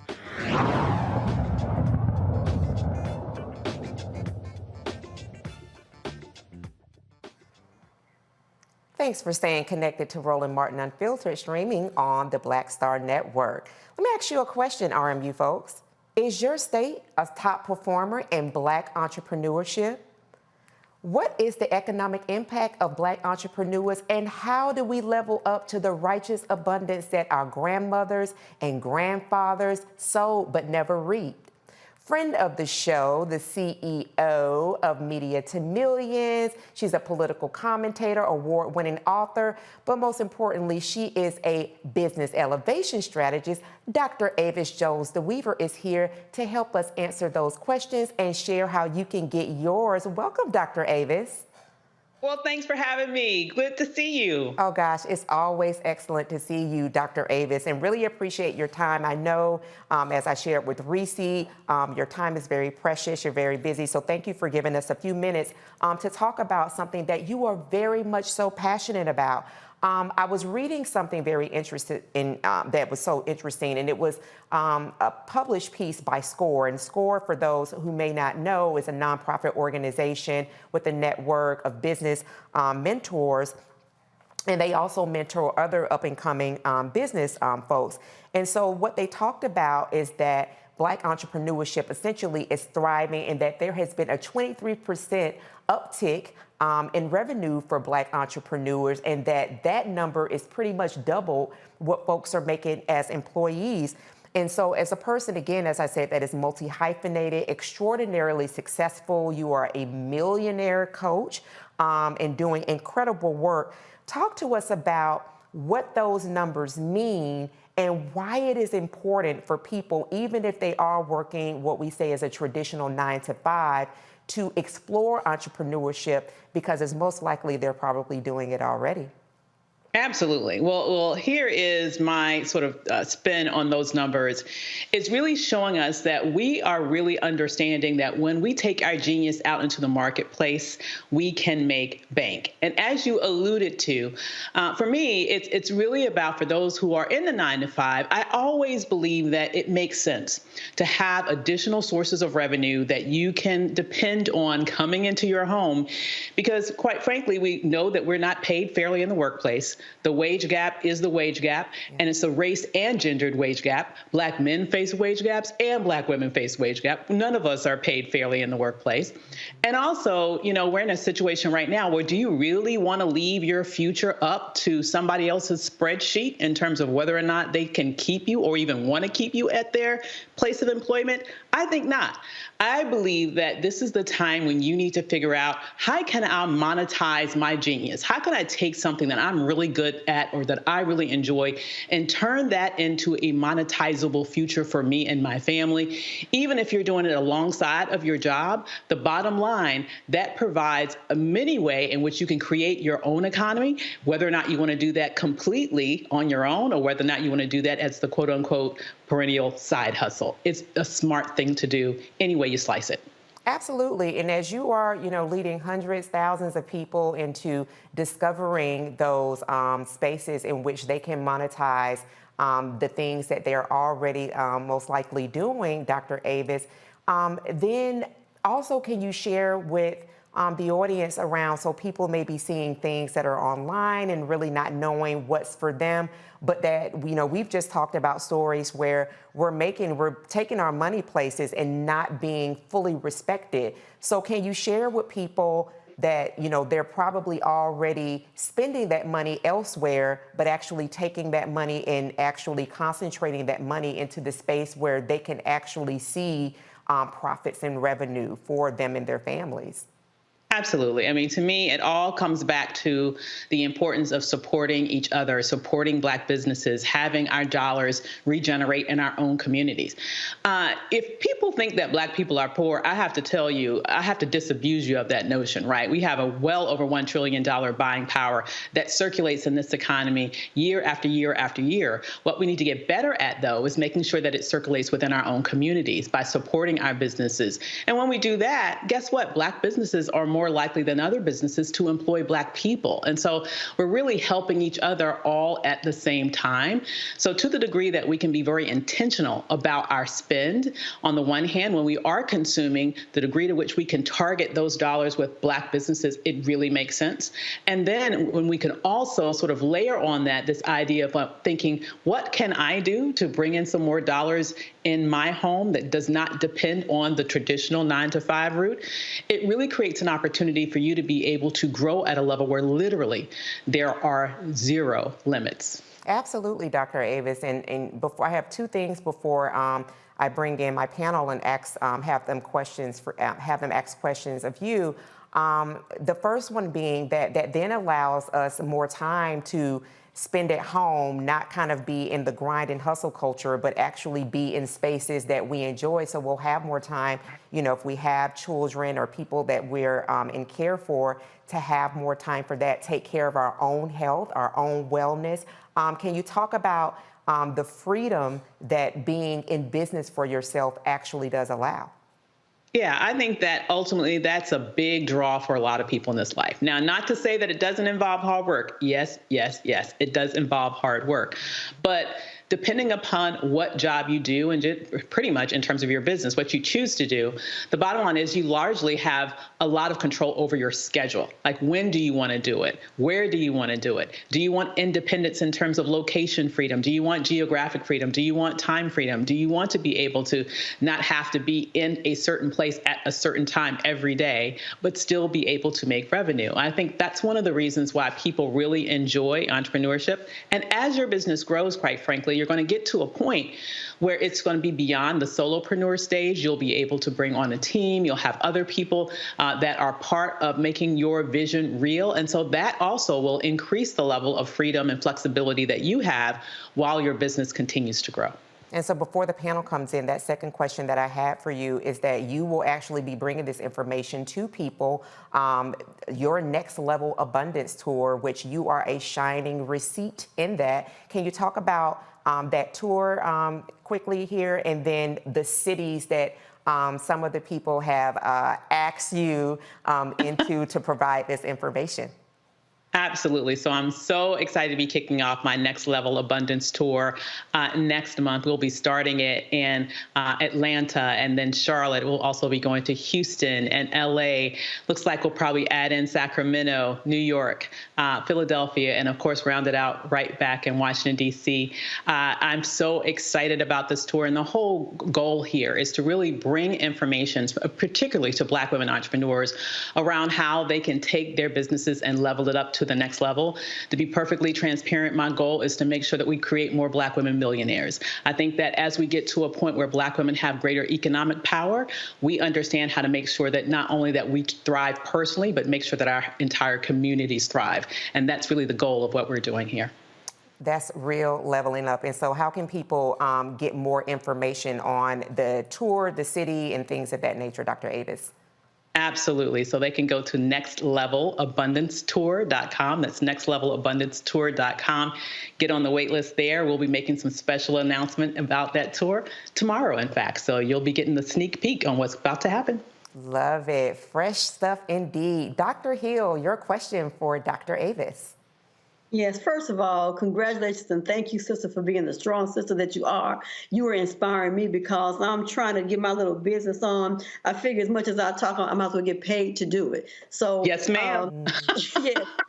Can you share some advice in terms of making sure that we get other people to know to support other Black businesses? One thing that I try to do is that I urge people, I have a list of all the Black-owned businesses that I know of in my town, and I share with others. What are some things that we can do to make sure that we let each other know, besides each one teach one and tell one? Yes. That's an excellent question. And before I answer your question, I do have to give you a tip here. If you want to go ahead and monetize your speaking, please do, because I want you to understand that people are getting paid $10,000, $15,000, $20,000, $50,000 plus and up per speech.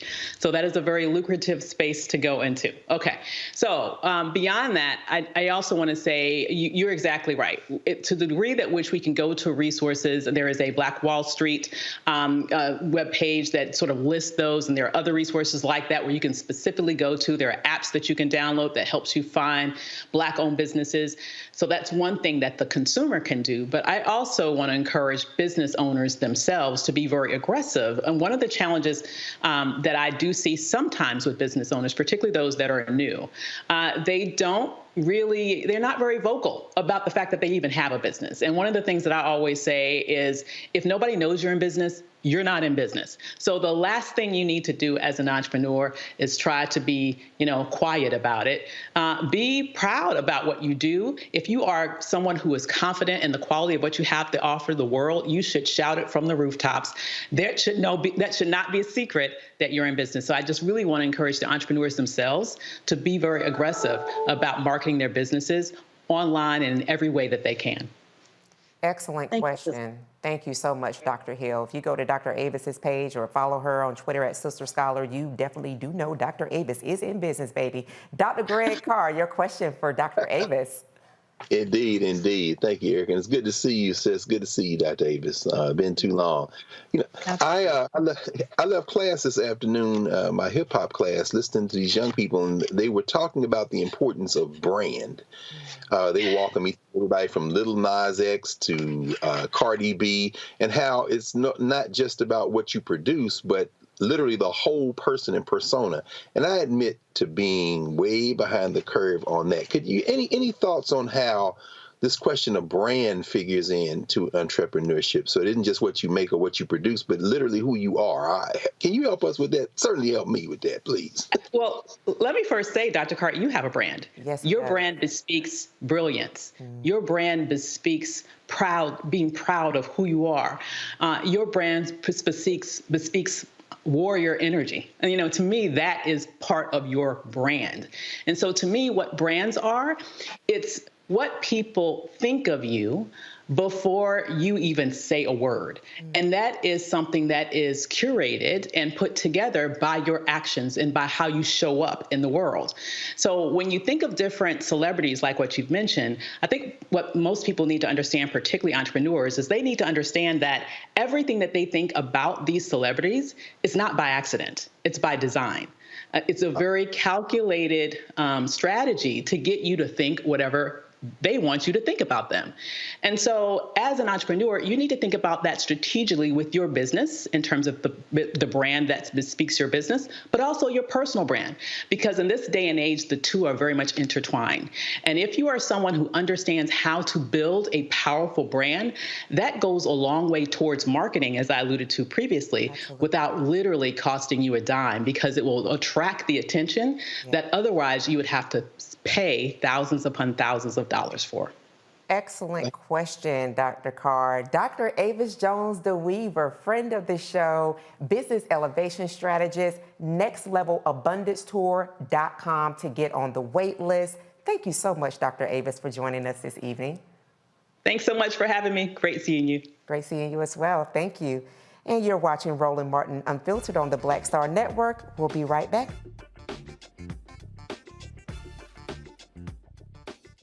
When you talk about blackness and what happens in black culture, we're about covering these things that matter to us, speaking to our issues and concerns. This is a genuine people-powered movement. There's a lot of stuff that we're not getting. You get it, and you spread the word. We wish to plead our own cause. Too long have others spoken for us. We cannot tell our own story if we can't pay for it. This is about covering us. Invest in black-owned media. Your dollars matter. We don't have to keep asking them to cover our stuff. So please support us in what we do, folks. We want to hit 2,000 people, $50 this month, raise $100,000. We're behind 100,000, so we want to hit that. Y'all money makes this possible. Check some money orders. Go to P.O. Box 57196, Washington, D.C. 20037-0196. The Cash App is $RM Unfiltered. PayPal is R Martin Unfiltered. Venmo is RM Unfiltered. Zelle is Roland at RolandSMartin.com.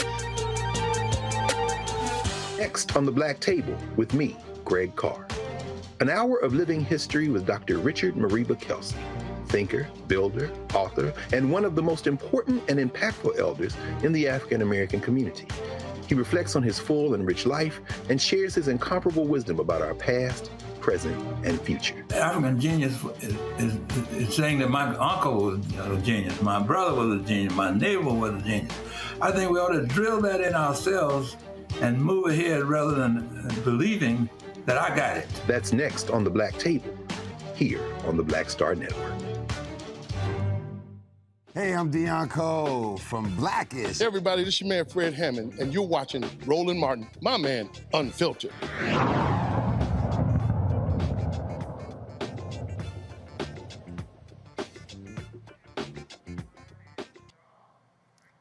Welcome back to Roland Martin Unfiltered, streaming on the Black Star Network.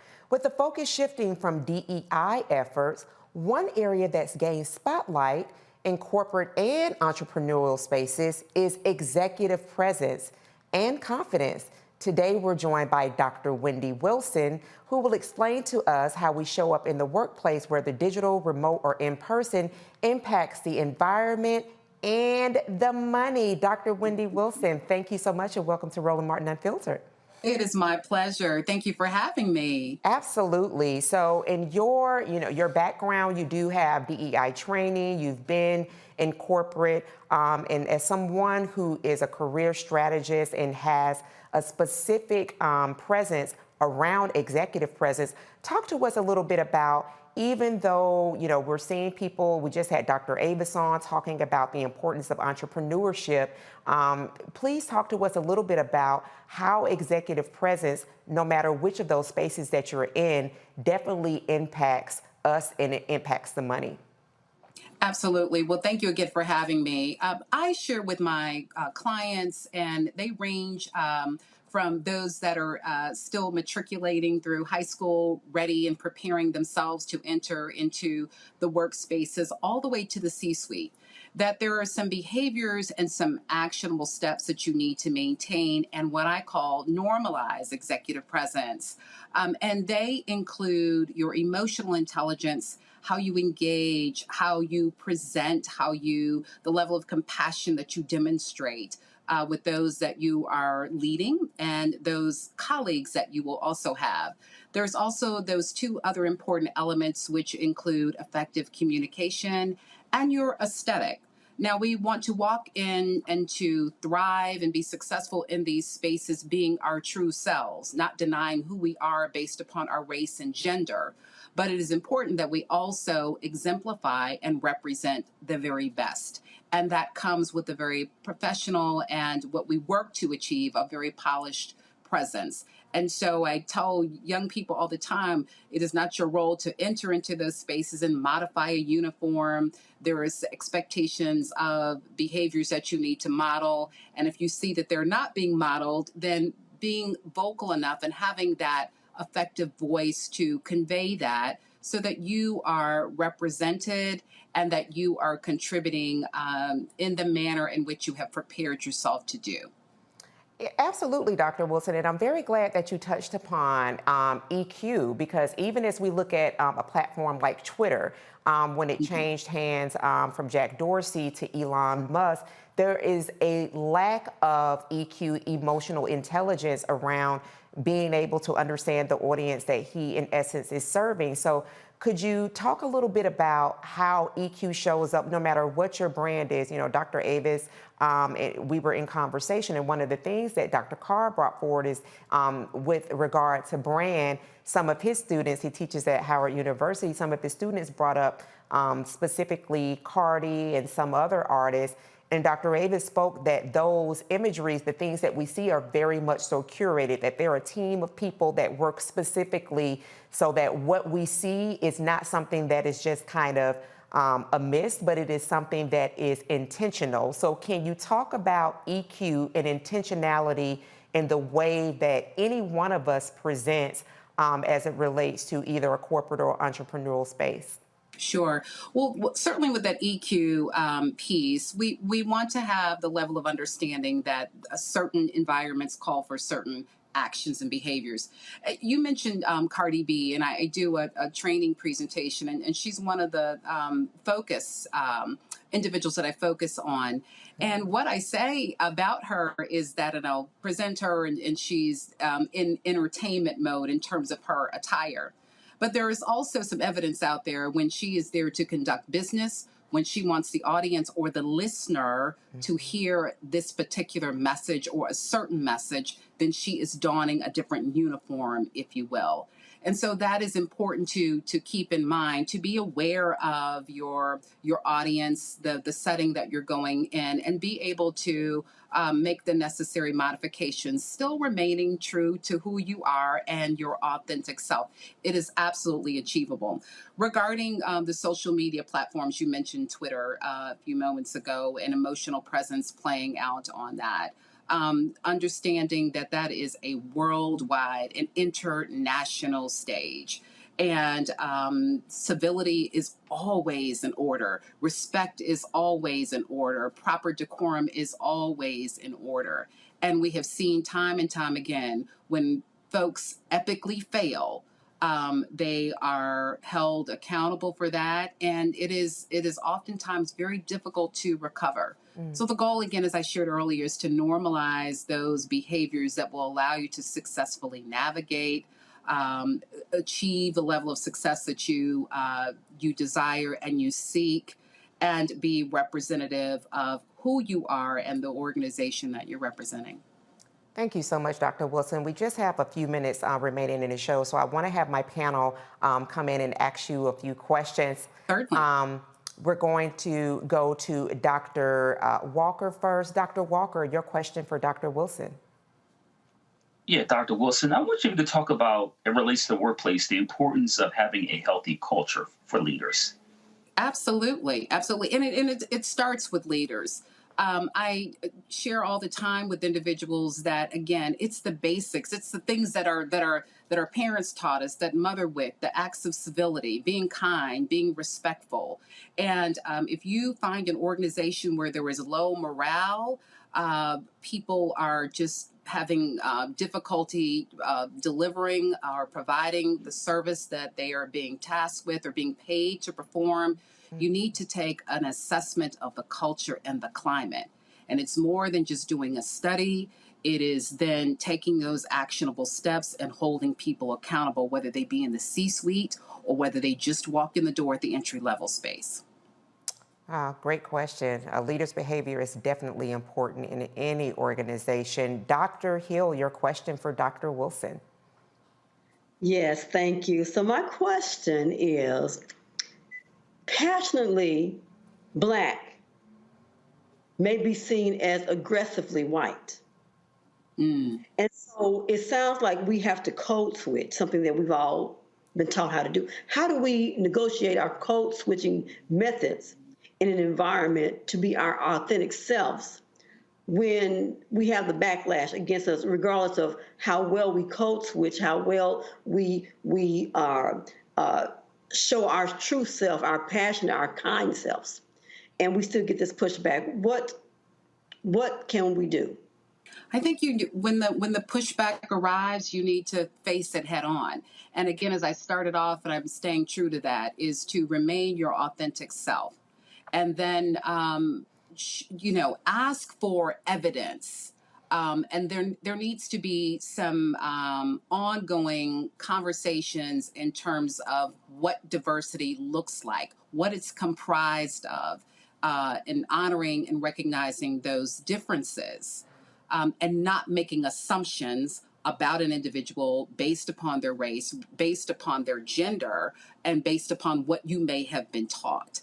And so again, it goes back to leadership taking responsibility and those employees holding leadership accountable for that. Ask them, why am I being judged, or why is that assumption being made? And you may have to branch out in those conversations and involve some other people in. But don't, so many people struggle. They have very unfortunate experiences in the workplace, managing them by those experiences by themselves. So I always share with people, speak up, speak out. You are not alone, and hold those people accountable who are making those false decisions about you. I love that focus on authenticity. And Dr. Greg Carr, your question for Dr. Wendy Wilson. Thank you, Erica, and thank you, Dr. Wilson. Again, thinking about young people, it was a nice day out here in D.C., and I looked out and I said, boy, if my mother or father had seen some of the clothes that I'm seeing on this campus walking around today. My question is, and I mentioned it to the students, there was an article in today's Financial Times that talked about the fact that over 3/4 of American teenagers spend some time on YouTube every day, followed by TikTok, Snapchat, Instagram. Any words to our young people who are aspiring to go into corporate America or to work in the business business world as it relates to how they police themselves on social media. They may show up dressed a certain way and working a certain way in the space, but then when they get off work, I'm not sure that they necessarily maintain some sense of awareness of how they present themselves, even in their leisure time or in their non-work time.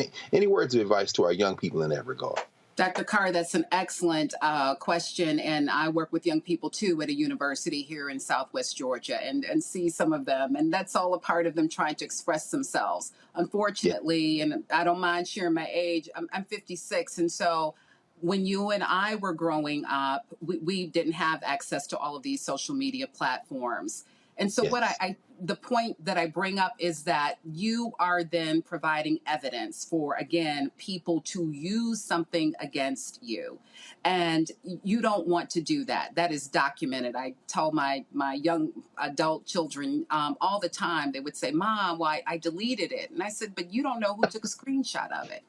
That's right. And we know that companies and organizations, corporations have people that are actually in seats that are policing and vetting candidates based upon their social media profiles, who you are linked up to, and deciding if you are then a good fit.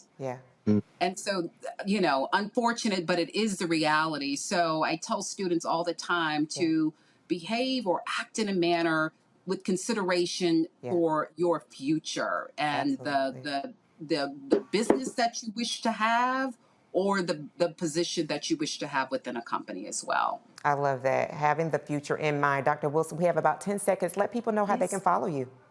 Absolutely. So definitely reach out to my website, W2Comms with an SCOMMS. Thank you. Have everything up. And then you can reach out. I'm on Instagram, also on Twitter, and then LinkedIn, Dr. Wendy Wilson, executive coach and career planning strategist. That's right. And keep up with all of her upcoming happenings. Thank you so much, Dr. Wendy Wilson, for sharing us. It has been my pleasure. Thank you for having me. Absolutely. And so thank you to the Roland Martin Unfiltered audience. Always also want to give big thank yous to our panel, Dr. Greg Carr, Dr. Walker, and Dr. Hill. Thank you so much for your time and for your brilliance and genius. And to you, the RMU audience, thank you so very much. Make sure that you are absolutely contributing to this show. You know how you can make sure that you are donating and supporting it. All of that information is for you on the screen. And be looking out for the NAACP Image Awards coming up very soon. Thank you again. And as Roland would say, holla!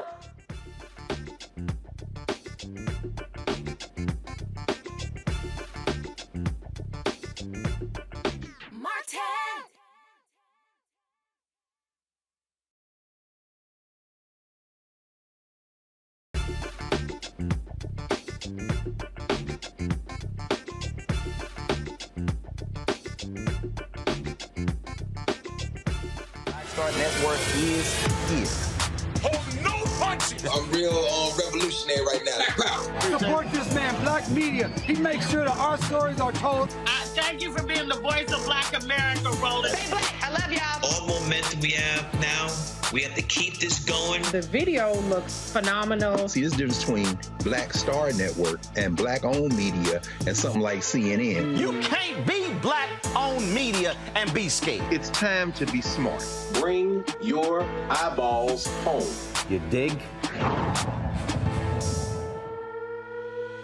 Pull up a chair, take your seat at the Black Table with me, Dr. Greg Carr, here on the Black Star Network. Every week, we'll take a deeper dive into the world we're living in. Join the conversation only on the Black Star Network. Hi, I'm Dr. Jackie Hood Martin, and I have a question for you. Ever feel as if your life is teetering and the weight and pressure of the world is consistently on your shoulders? Well, let me tell you, living a balanced life isn't easy. Join me each Tuesday on Black Star Network for A Balanced Life with Dr. Jackie. We're all impacted by the culture, whether we know it or not. From politics to music and entertainment, it's a huge part of our lives, and we're going to talk about it every day right here on The Culture with me, Faraji Muhammad, only on the Black Star Network. I'm I'm Deborah Owens, America's Wealth Coach, and my new show, Get Wealthy, focuses on the things that your financial advisor and bank isn't telling you, but you absolutely need to know. So watch Get Wealthy on the Black Star Network.